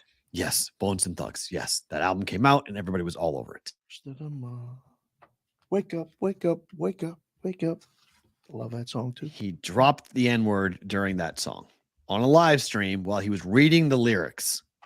Right. So he wasn't even like really rapping it. He was just reading the lyrics. I don't know why he was reading the lyrics, but he read the lyrics. Read the lyrics. On his show called Wake Up Mincy, which is now gone. Penn, who owned Barstool, told Dave Portnoy and Barstool, you must fire Ben Mintz. He said no. And they said, basically, we'll burn the whole thing to the ground. We have the right to do so. We own you. You're firing him. And thus they fired him. Yep. How much of a wake-up call should this be for media members who are working for companies that have strong ties to sports gambling companies or sports or gaming companies in general? This was not the standard. This was not a gaming related situation. This was not somebody getting inside information. This was not a bet. Nope. This was an act, a mistake that he made. Yep. That ended up costing him his job. Mm-hmm.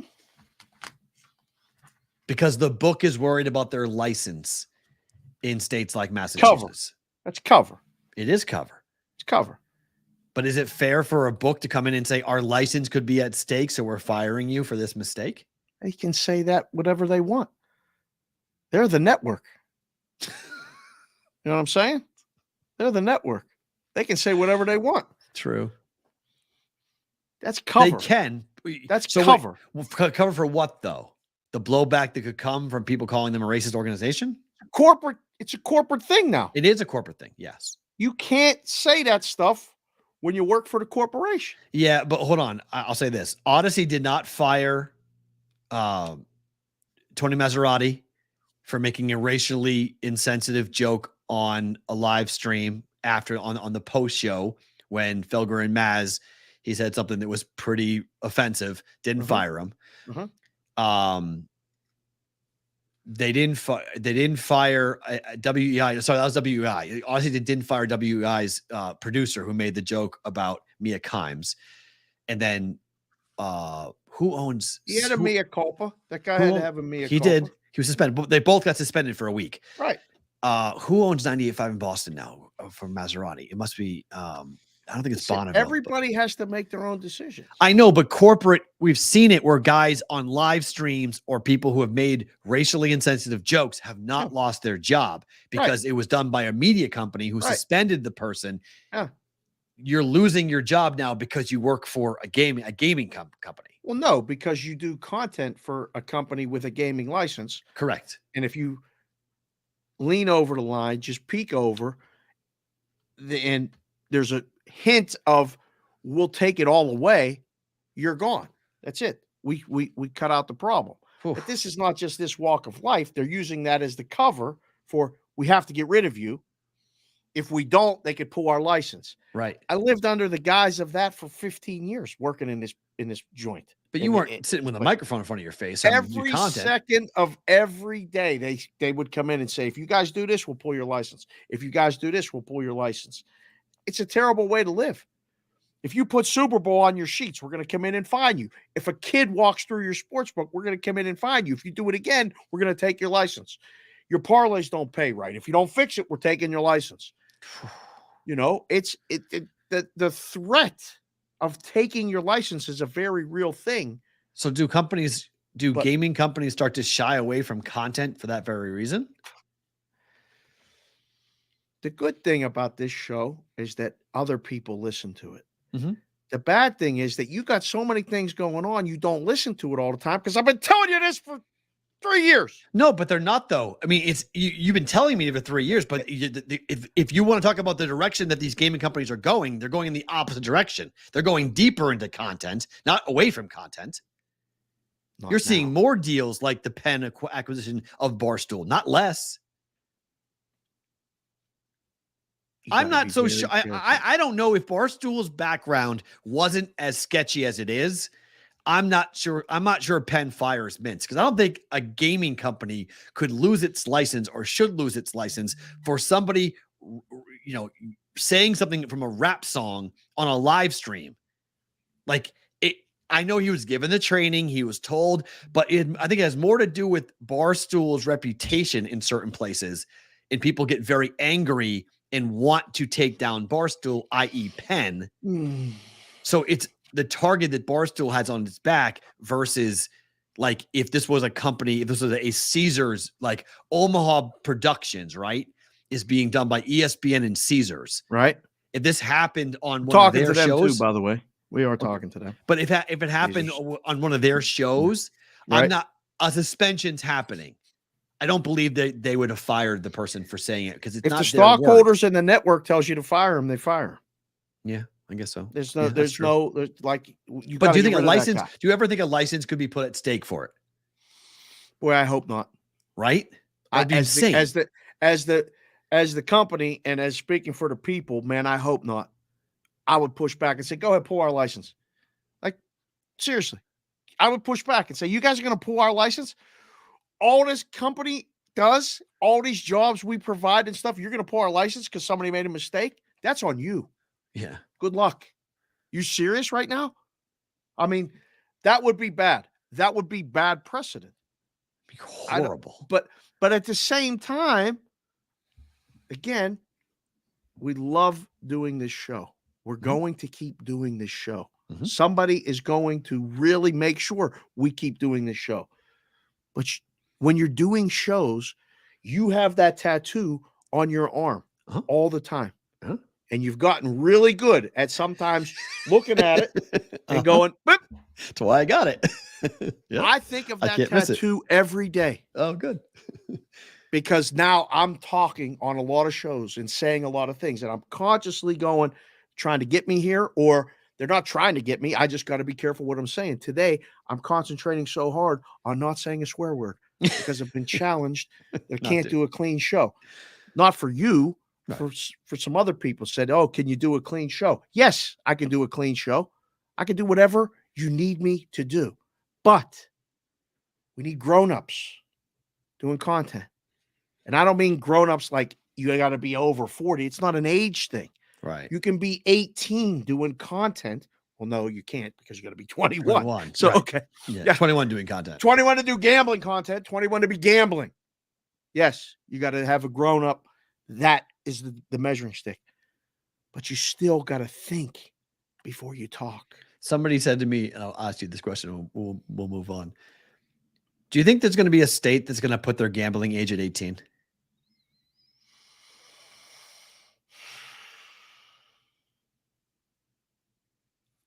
Who's going to be the politician to sign off on that?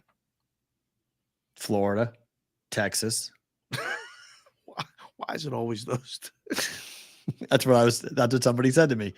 Somebody said, watch Texas and watch Florida, because if they need the votes, one thing they might do is say, okay, 18-year-olds can gamble then. Do you want it now? And see if you can get past the votes that may be needed to get it over the finish line by making it go 18. Because drinking and driving laws are tied. The funding for your highways is tied to a 21-year-old drinking age. There's nothing tying a sports gambling bill to have it be 18 to be able to bet on in a state at 18. Oh, You want to see a lot of parlay advertising? Watch an 18-year-old be legal to bet. as much as the content is being policed or will be policed, or guys like, Mitzi's losing his job and all that other stuff, they're not stopping taking the advertising money for the gambling. And they're doing it more and more and more. And I learned about a whole, system that keeps track of it, that you got to get affidavits that you produced it and aired it and all this other stuff. I'm learning so much every day. It's crazy. But that's the big business. A guy doing a content and making a mistake is making a mistake. They're robbing you right in front of your own eyes. They're taking all this money. Everybody's making money and pushing parlays. Think, people, think. But, just think. You got Kevin Garnett, you got Mr. Celebrity who this, Mr. Celebrity that, doing all sorts of content pieces and pushing same game parlays hard. Bet little, Speaking win of big. which, do you know Jamie Foxx is still in a coma or something? What? Jamie Foxx has been in a coma for 3 weeks. Jamie Foxx is in a coma? That was quiet. What happened? I think he had a stroke. Are you serious? Nobody knows. Nobody said anything. It's been very quiet. I hope he's okay. Oh my, you're right. Not in a life-threatening situation after mysterious illness. Yeah. He's in stable condition, no longer in danger. Mm-hmm. But he's still in the hospital. It's been 3 weeks. Oh my gosh. Yeah. This is how dialed in we are, people, to watching medical complication and getting a sponsor and stuff. Like, I found out, and it, right away, the stipulation was, he had a stroke. Every time I hear somebody has a stroke, I get that pit feeling in my stomach, because I had a stroke on September 11th, 2020, and I woke up better. Most people don't, which I'll get to my best thing about today at the end. But that's a great story. It's unbelievable. Huh? That's amazing. I did not know that. Jimmy Foxx is still in the hospital for 3 weeks. That's crazy. Let's do a couple of quick ones before we let go of Sports Grid here. What do you make of the AL? What do you make of the AL East right now? Every team over 500, and the Yankees are in last place. I got to wear it. I got to pay homage to what happened. Jays. Well, sweep. Why you say it so excited? I mean, really, you didn't need to say it so emphatically. We'll get to it again, because it might be the craziest stat in sports currently that the Pittsburgh Pirates have lost 7 games in a row, and they're still in first place. They didn't lose any position. It's insane in the division. They lost because 7 the games in a row. Brewers also lost 7 games in a row, and everyone else in the division is losing too. Craziest stat in sports right now is that. It's pretty good. The AL East. Your Red Sox won 8 games in a row. Finally lost yesterday. Yep, to the Phillies. Took 2 out of 3 from the Phillies. The Blue Jays. Second best offense in baseball, and Chris Sale's pitching well. Yeah, right. We woke him up. We were talking bad about him, and then he's pitched great every game. 3 games except now. against the Orioles, but yeah, he's pitched good. What do you make of the AL East? The Blue Jays swept the Pirates. Yep, limiting them to 0 runs, 1 run, and 2 runs in 3 games. Not competitive, blowing them out. Games going over. I don't know. I mean, do I have to say it? Do you want me to say it? Is it the best division in baseball? Do I have to say it? It's not really a debate at the moment. What do you mean it's not a debate? It's not a debate. The AL East is the best division in baseball. Are you watching what's going on in the NL West? Yes. It's pretty good. Is it? Okay. Top to bottom. Are you in love with the Dodgers? Because I'm not. Padres have been so up and down. I mean, they blew the game. Pretty good baseball. The Dodgers played. Blew the game to the Dodgers last night. Dodgers won it as much as they lost it. No, correct. Oh yeah, Mookie went deep to tie the game, and then game-winning home run. That was. I mean, there was fire going on. And they hate it. It's the best rivalry in baseball. There's no debate. The Yankees and Red Sox rivalry is dead. It's completely boring now. There's no heat. What? It is. It's dead. It sucks compared to what it once was. I can't wait for it to come back someday. I mean, he needs to come back. Red Sox and Yankees used to be a blood feud. That's what the Padres and Dodgers is now.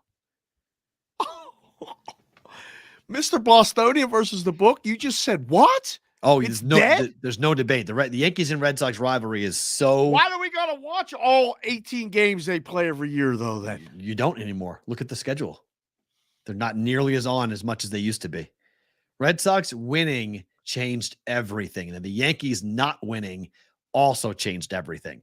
The Dodgers keep on winning. The Padres have not. So now that's the fight. David versus Goliath is on the West Coast. It's no longer. The Red Sox became Goliath. People should stay up and watch the games. It's fun. I mean, the San Diego Dodger games are fun. 100%. Orsillo's eating it up. He's awesome. Oh, seriously, he's the best. We have to find a way to get him on the show. I just want to talk to him dramatically. I just want to ask him anything and let him talk because he's phenomenal. So good. Great stories. Him and Jerry Remy. R.I.P. to Jerry. He's doing great with Mudcat. Mark Grant. I mean, it's entertaining. He'll never replace Jerry Remy, though. Of course not. But yeah, there. And then before we let Sports Grid let you guys go, how many games are the A's going to win this year? They have 8 wins. We're on May 8th. It's 8. I was with some very serious horse players who are also sports bettors Saturday morning. Okay. 52 was the number. 52.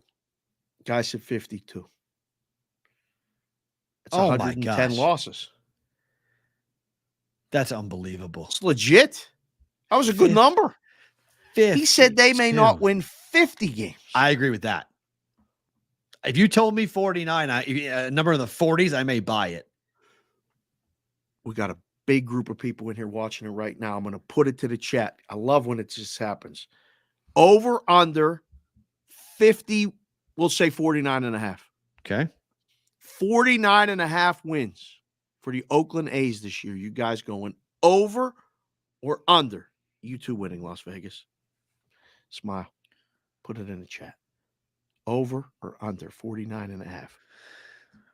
For you guys on Sports Grid, thank you for watching. We appreciate. We'll be back coming up tomorrow for another episode here for BVB. If you guys live on YouTube and Twitter, don't move. BVB bonus time starts right now.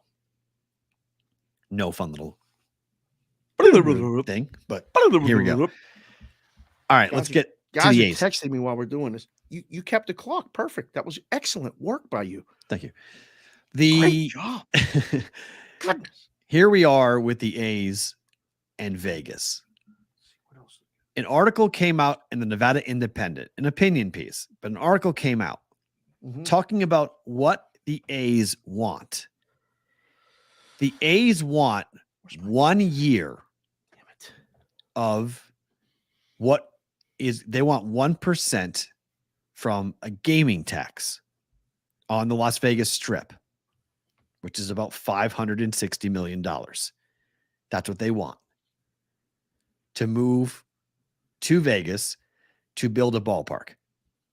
The A's are claiming that the new baseball stadium would bring 400,000 new tourists to Las Vegas, which, by the way, my daughter started making fun of me for the first time for the way I say tourism. She said, "What's a tourist?" And I said, "What do you mean?" She goes, "What's a tourist?" That's a good question, Maddie. she goes, "You mean a tourist?" Yeah, it's a tourist. Yeah, I was like, "Wow!" I was like, "You're officially a Las Vegas kid, Madeline." I was like, "You're now correcting my Boston accent because there are certain words I do say with a Boston accent. In tourism, and tourist are two." Like, it was so funny. Like, she spun around. She goes, "What did you just say?" I said, "Tourist." She said, You mean a tourist? Right. Yeah. I said That's yes. what he means. Yeah. I said That's what he means. Little B. Yep. I was like, my gosh, my daughter. I was like, uh-oh. I was like, I'm officially in trouble. Do you think Las Vegas would gain 400,000 new tourists, which is about a 1% increase to tourism for a baseball stadium? I'd love to know how they came up with that number. I would agree. Because say whatever you want. Because according to the Nevada Independent, they said it's a joke. I'm really starting to respect the Nevada Independent. They said it's a joke. And they said, considering only one American League market is within a reasonable drive to Vegas, and then most of these tourists would fly. Who else is a reasonable drive? American League. The Angels. That's it. Yeah, that's it. So that's it. Everything else is National League, huh? Yep. If the average number is 2 games, Oakland. okay, right? Many or most of these people would be coming for 2 to 3 games in a series to justify the travel by flying here. So that would put about 10,000 visitors per home game, according to the number by the A's. If those fans go to the entire for baseball, bro. Yeah. So 14,000. If 1.8 million locals attend as being predicted, then we're talking about there would be selling out almost every home game. Potentially even more. Lose 100 games? Which is a bold prediction for a team that was last in attendance in 2022 and at the bottom right now in 2023. Don't compare. You can't compare what they're doing attendance-wise now with what anything that would come with new here. Okay. It's apples and oranges. So stop that. Can I swear now? Yes. Yes, right now. Stop that bullshit. So that was an hour and 38 minutes, and I did not say one bad word. That's great. Now I might unleash them all in 5 seconds. Careful. So all right. This is interesting. There are 5 or fewer nonstop flights per day from the 6 of the other 14 American League cities to Las Vegas. Wait. Say that again. So I'm talking about fans, like trips to Vegas, right? So who's coming? Like when the Golden Knights have a team here, like from a Canadian team, they all come here, right? They come in droves. There's 14 American League teams, right? Only one you can drive from. So the others, there are 5 or 6 flights per day from 6 of the American League cities. Okay. 4 of those 6 teams where you can fly direct had home attendance below 20,000 per game last year. Yeah, so they ain't going in their own stadiums and cities. They're not coming here to see the same crap teams. So they're not flying to Las Vegas if they can't see. They're not going to watch their team in the like. If you're going to a Royal game in Kansas City, you're not coming to Vegas to watch the Royals. Like it's just not going to happen. You don't want to. So the numbers the A's are throwing around doesn't make any sense. So that's a problem. Then the A's are using their proposal as what they did with the new Atlanta Braves stadium, called the Battery Mixed Used Complex, which has shops and all different things all around it, right? Yeah, it's not just the retail around it. Yeah, it's not just a ballpark, right? Yeah. You're telling me that you're going to build something that's going to be so spectacular that you're going to pull people away from the Strip? No. I mean, like, what are you talking about? You can't build something there. Are they trying? Listen, I've lived here 20 years now. Yeah. You've been here 7, right? Yeah. Mm-hmm. Is there a harder place to sell people than here in Vegas? Like, you got to sell the Vegas locals. Like, the burden of proof is high. Like, buying a car here is as hard as it is anywhere in the country. Because people inherently think you're trying to get the best over on them all the time. Because the casinos every day are trying to get the best of you. Everybody's trying to extrapolate the dollar out of your pocket into theirs, wherever you go. So the people here are beyond skeptical of people coming from outside saying, we're going to do all this. All you need to do is give us $500 million in a tax. We're going to greet more people. We're going to have a baseball team. There's going to be people coming from all these other cities to come watch baseball. Bad baseball on top of it. Bad baseball on top of it. Listen to this bullshit out loud. And here's the worst part about it. Summerlin, the Las Vegas Convention and Visitors Authority, gave $80 million Okay. to a rights deal to name the ballpark here for the A's AAA team, calling it the Las Vegas Ballpark. Right by your house, right? Right by It's my not far house. from both of us. Yeah, we see it. I love that place. Yeah. That thing was going so well that the LVCA has already tried to renegotiate it. Oh, because they paid too much. They paid too much. Oh, That was $80 million. The A's already got $80 million for that ballpark. wait. So The now they're A's coming. got that, or the Yes. Aviators got The that? A's got that. That is some bull caca. Okay. The Las Vegas the A's AAA team, Las Vegas Aviators, got that rights deal. So So- the Aviators got it, not the A's. Don't the A's own the Aviators? No, You sure?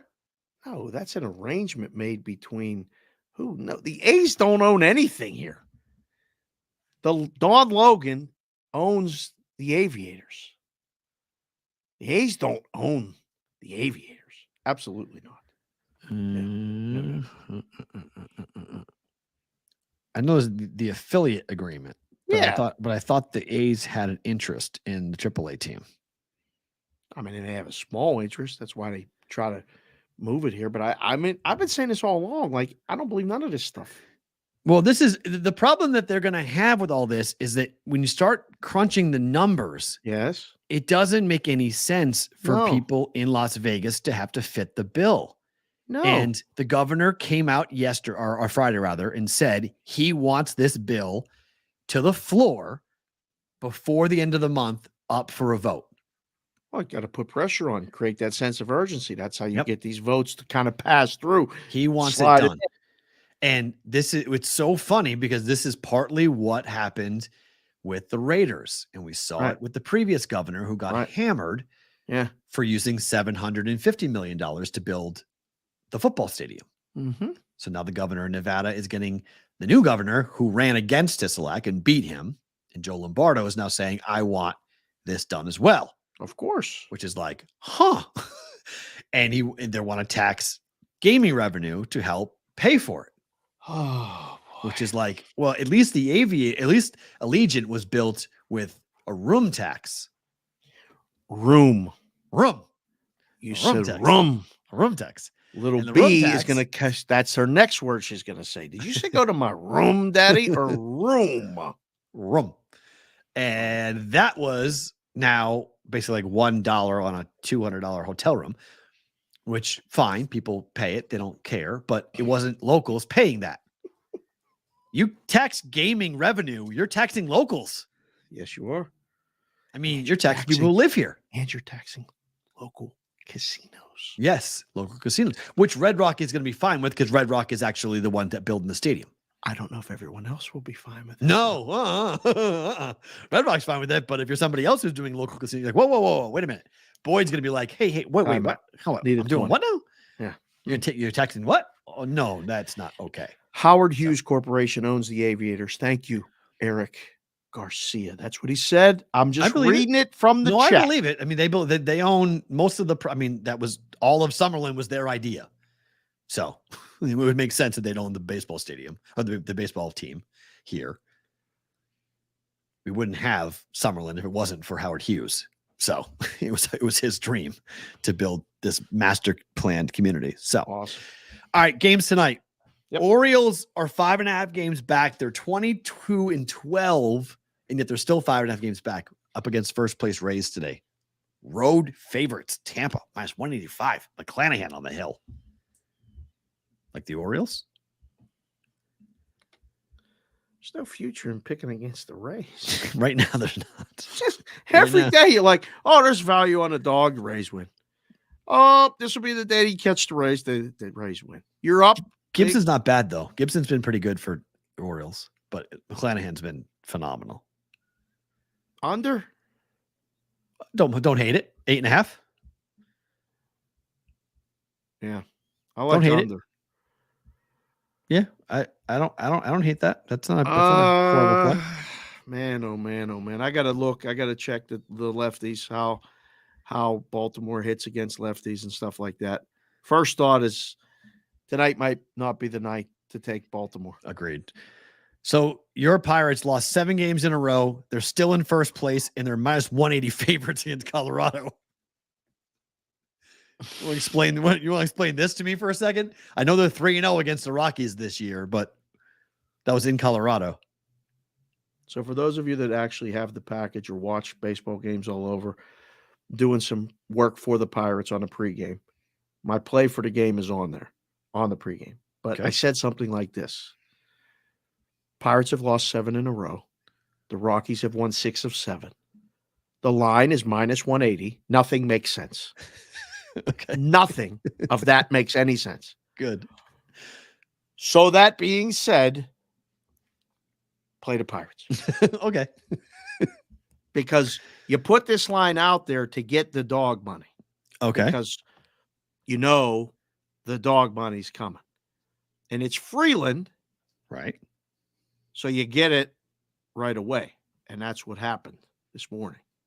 Now it's coming back up. But you got the dog money you needed. Now you go with Keller. Keller's been good every start. He's been great for the Pirates. Mm-hmm. Quality start every time except the last one was 5 innings, but he's been good. They don't score much when he pitches. That's the way you got to be a little bit worried about that. But yeah, I like the Pirates. One more before better to book it. Cubs Cardinals tonight. By the way, JC from KC continued to do great work both on the Twitter. I saw that tweet you had yesterday. Too funny, but might have been a little too hot for me to handle on there. If I don't like it or don't respond, it's not personal. Sometimes I just, everybody's watching everything you do. But he had a funny meme and I couldn't respond. Anyhow, he just came in and said the Orioles have won every series opener so far this year. Every single one. Ralph Michaels posted that as well. Okay. For Wager Talk. I think trend. It's 11-0. Wow. Okay. 11 series, first game, the Orioles have won every one of them. It's going to end sometime. Maybe it is tonight, but just keep that in mind. Go ahead. By the way, Garth Brooks just announced for his Vegas residency here at the Coliseum. Oh God! Don't tell me it's in November. Oh well, no, it is, but it's going on right now. He just announced it's going phone free. What does that mean? You can't bring a phone in? Correct. Smartphones and smartwatches will be secured, and the Yonder case will be unlocked at the end of the event. Now, okay, so if you know that going in, do you just leave it at home or because I don't know if I want to leave it unsecured in some lockbox at a concert. It's secured. I mean, it's an individual lockbox. It's a company that they've licensed out to do it. But my bigger thing is, what happens if you have an emergency? You run outside. How do you know? Like you used to. But how do you know? You don't have your phone or your smartwatch. You have no way of knowing. When they make an announcement, you call. I don't know. You're old enough to remember when you had to run somewhere to a payphone to call somebody if you had an emergency. Yeah, but how would you know though? Like if your kid falls off his bike and cracks his head open, he's on his way to the ER. You better leave him with somebody that's going to take care of it while you're at the concert. I don't mind it because I will say this: it is an awful experience. The number of people, at the Taylor Swift concert, there were 2 very nice young ladies who were not from America, who I'm guessing were somewhere in Asia, but they were content creators. And literally they alternated either one filming the other, singing to the song with Taylor in the background, the entire show, 44 songs. They alternated either one.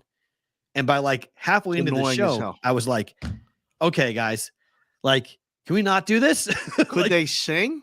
No, but no one could sing. So luckily, the whole place, everyone's at full throat. They're all screaming. Nobody can sing in the place. So it's fine. That wasn't the problem. It's just that they're dancing and they're jumping around. And they had the 2 end seats. We were the 2 seats inside. So they were jumping into the aisle, filming each other and then switching over and over and over and over again. And it just got to be annoying.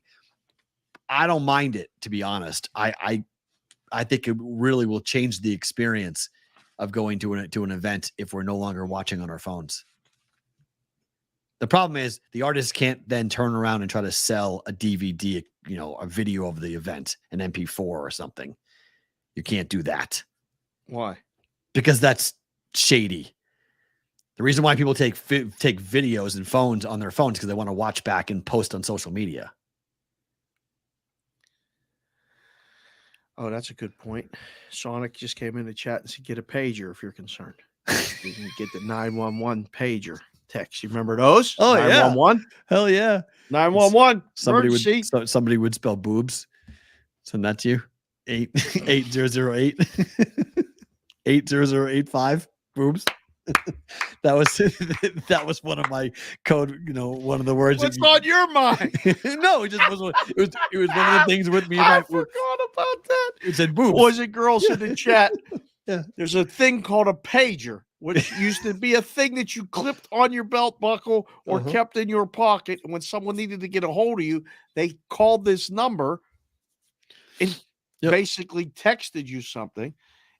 800-5 80085 was boobs. It would come up and say boobs, and you go, oh, and you would know. You would know. We are so old. Yep. Kids listening to this are going, boy, these two men. They seem cool until they start talking about pagers and boobs, and then they don't know what they're talking about. That's what we have. Ironically, we do know what we're talking about. Friends would page each other, and then if you got a booty call would pop up on that. You're, oh, I gotta go. Let's go. Let's talk. There we go. Better to book it time. You're not go. gonna like any of these. 911. Come on. Vegas money line. Book Golden it. Knights win tonight. You can have the Knights tonight. I'll take Edmonton. All right. Over 6.5. Vegas and Edmonton. Betting it or booking it. You like Edmonton, you like the over. I like this one. Okay. Bet it. If you like Edmonton, it's correlated. I think you're right. Vegas and they can go over. I think Vegas wins 4-3, but I also think Edmonton, if they win, it goes over. I think this one could turn into what it did on Saturday night. A little bit of pushing, shoving, glove, face wash, fight, maybe 2 power plays. Like, I think if the physical thing is going to be matched, Vegas got to push back, and that will lead to multiple scoring opportunities. Over. Yes. First 5, Pittsburgh, Colorado, over 4.5 runs. Keller against Freeland. Got to be. I think I like this one. Mm-hmm. Yeah, this I fits. Like over.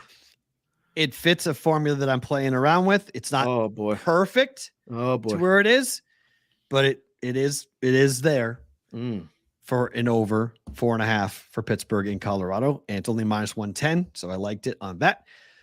Opposite, first 5, KC and the White Sox. KC and the White Sox, I was betting 2 of the 3. I didn't bet yesterday. I should have. They scored 11 runs in the second inning alone. They did. Yeah, White Sox went bonkers yesterday. First 5 went over for 3 straight games for the White Sox. But Zach Greinke is at home. Okay. Zach Greinke's ERA at home is unbelievable. Okay. 2.8 at home, 9.95 on the road. That's big. That's a big difference. Way better. Big difference. It's against Cease, Dylan Cease, 5 earned runs in 3 road starts. Under 4.5, -112. I think I booked this one. Whoa. I'm not sure. But I have a weird feeling that the Royals can get to Caesar. Really? Yeah. Interesting. White Sox been bad. They were awesome yesterday. Look at the season. One of the but they biggest I think disappointments of baseball. Didn't they just sweep? Aren't they coming off of a sweep? They can score the runs. They can get to Greinke. I'm just telling you. I mean, I could be dead wrong. That's the beauty of the show. I'm going to book it. I think it goes over. I need to see. I know 3-0 to the first 5 over for the White Sox. Last 3 games. Let me see. Over? Yep. Well, you're betting under. Correct, because of Greinke. Let's see. Give me the White Sox over. White Sox 17-4 yesterday, 5-3 loss to the Reds, 5-4 win in that 3-game set on the road. I always like fading a team who has a huge day offensively the next day. Fair. So they don't hit nearly as many runs. And then finally, Heat -4.5 against the Knicks. Bet it. Yes. I said it before, and now we're in BVB bonus time. And I said it to both Irizarry and Moose. I said, where's all the Knicks fans now with the bing bong? Where's the bing bong? I said, bing bong, ding dong, the Knicks are dead. Yep. Okay? Yep. Forget about it. I don't want that. Favorite thing about today is what? I'm going to shut my mic off so you can talk while this guy blows around leaves in my yard. Blowing leaves over at the house. Yes, perfect. Okay, so yesterday, a couple things. Had a great day. Visited some people, and then ended up at the Suncoast to meet the kids and go. They were bowling, so I was going up. And yes, Otto, the little one, is taking to bowling, but she's not sure it's cool enough. But we might have to get a bowling lesson. Otto is the best bowler in our chat, and I would bet Otto against any one of you. Just letting you know, if we're going to set up some BVB trip, I think bowling might be a very entertaining thing to do, and we can all do it as a group. It would be awesome, a BVB bowling outing. Otto's the favorite, and it ain't close. I'm just letting you all know. But on the way to the bowling lane, I went to the book at the Suncoast and tried to take a picture. I posted it on Twitter at SportsBcake and say you can see Big Rich in the background of that picture. Guy named Big Rich was eyeing up me and looking at me and kind of laughing at me and then texting. And I finally turned and said, can I help you? And he said, are you lost? I said, no, I'm not. Are you? He goes, no, but I'm retired Metro, 28 years. I said, oh, okay. Did I do something wrong? He goes, no, I was retired Metro, drug DEA or something. He started saying all this stuff. And I had on a jacket, a blank hat, which some of you noticed yesterday. There's a lot of question marks as to why. You guys use your imagination. We'll figure that out too, what should go on that blank hat. But must have looked like a drug dealer or something, he implied. And I started talking to him, and he said, no, I was kind of laughing at you because it looked like you were having trouble with the selfie. I have trouble with selfies. I said, really? Big Rich is about, I don't know, 6'3", maybe 6'4", a house, a mini Samoan house. He's got sleeves of tattoos on both arms, big, gigantic man. And I'm talking to him like I've known him for years. And we start talking, and he tells me a couple stories about he served our country for about 20 years, I think. He retired, joined the military after playing football at BYU with Steve Young, and did some tours of duty, and then served police. And in 2020, had a heart condition. I asked him after doing all this stuff, how's your body? And he said, well, actually, it's funny you say that. I had congestive heart failure. I was in a coma for 7 months. I was here, and I flew in a coma state to UCLA, woke up, had to learn how to talk, walk, basically live again. Showed me a couple pictures on his phone. I said, we're like two old men. I'm going to compare stories with you. And I told him the stroke story. And I've told it so many times now that it's pretty vivid. And I made a grown man cry telling the story. And he goes, Dave, that's the most unbelievable story I ever heard. I mean, and I believe it. And I had an issue with my dad. And I had issues with my 3 wives and 7 kids and all this stuff. And I told him, I looked him in the eyes. I'm telling a story, and he's like choking up. He's crying. He's like, man, you're mad. I'm a big guy. I'm a tough. And I feel what you're saying. And I said, do me a favor. Watch the Bostonian versus the book. And he said, I'm in. What do you mean? I said, I'll send you the link. Big Rich. Watch the show. And he's a local 68-year-old guy who I tried to explain, people are going through stuff every day, Big Rich, and you need to be in this chat. The reason I have no idea why I came this way, because I parked on the other side knowing I was going to the bowling lane, walked through, we just happened to collide. We exchanged numbers. I'm going to go to lunch with Big Rich, and we're just going to talk because like he goes to therapists, he goes and talks about all the things that are in his head.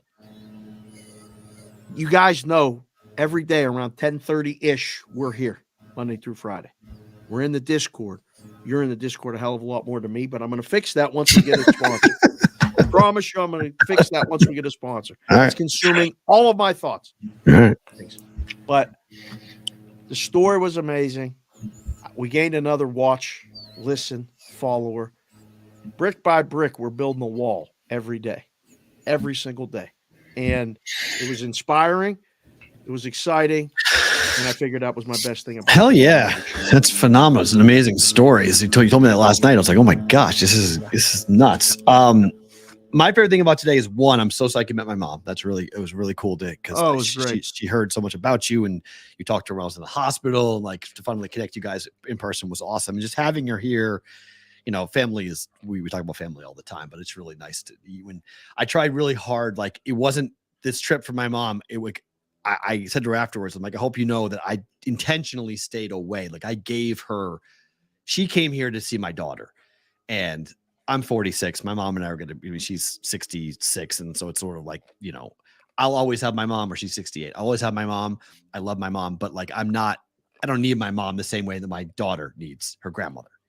So I just let them go and do their thing. And I kind of stayed in the back, and I'm like, I hope you didn't get upset by that, but I really wanted you to, for those 4 days, to like go do your thing. And it was really nice because Madeline really, for the first time, like she knows who her grandmother is, but like she really spent 4 solid days with her grandmother and really had a chance to connect with her and talk to her and get to know her and hear stories. And like, it was a really fun visit. It was awesome. Got their nails done. Yep. Went shopping. They made a list of all the stores they wanted to go to, and they popped around and did a bunch of fun stuff. And like, my mom bought her a bunch of outfits and stuff, and like just, spent a lot of time with her grandmother, with her granddaughter. And like, it was really, generations are fun. And I'm fortunate. Like, when I was growing up, it was tough. My mom is 18 years older than me. So she's, we're now more almost like not son to mom, but like we're adults. We're not friends in the same way. We are friends, but it's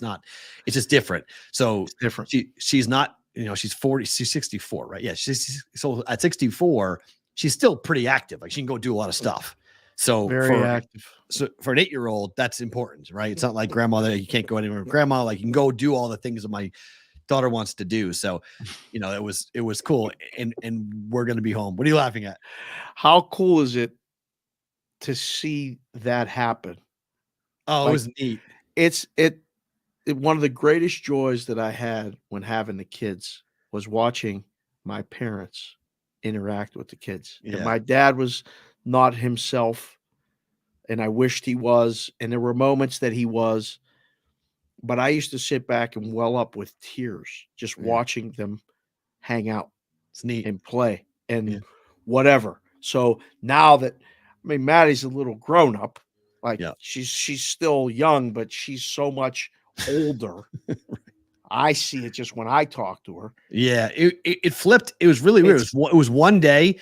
I actually said it to her mom one day when she was 7.5. I went, yeah, everything just changed like 2 weeks ago. And I can't figure out why, but like the brain just like clicked on. And all of a sudden this personality, like she's not a kid anymore. She's a personality. Like she has her own thoughts now. She has her own opinions now. She knows what she likes. She knows what she doesn't like. She'll break balls. Like she'll have fun. She'll push on you. She'll make fun of you. Like she'll do the things that it's like, wow, okay, this is really interesting. So like you see that personality development and that kind of that, I'll know Madeline now is a person. Like it's not like, she's not formulating who she wants to be. Like she now knows what she likes and what she doesn't like and what she wants to watch and what she wants. She hears stuff all the time and she's like, bro, that's stupid, bro. What are you doing?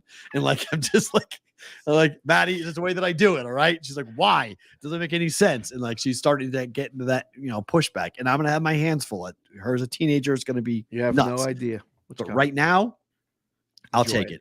She enjoyed it. It was a lot of fun. Yes. Folks, thank you. Hit the like button, subscribe button. Remember the contest we've got going on, both the Wager Wire hat giveaway contest, which goes on the Discord channel. If you don't know, bvbshow.com. Go into sponsors, full explanation how to win a hat from Wager Wire and BVB. Reviews on Apple, and join our Discord channel, and then send those screenshots to us. askthebvb@gmail.com. We'll give away 2 hats at the end of the month. Dave and Matt, we're back tomorrow. I don't know if Farra's going to be back or not. He might be. Or maybe we're doing like this. We'll see in the morning how it goes. Talk to you for a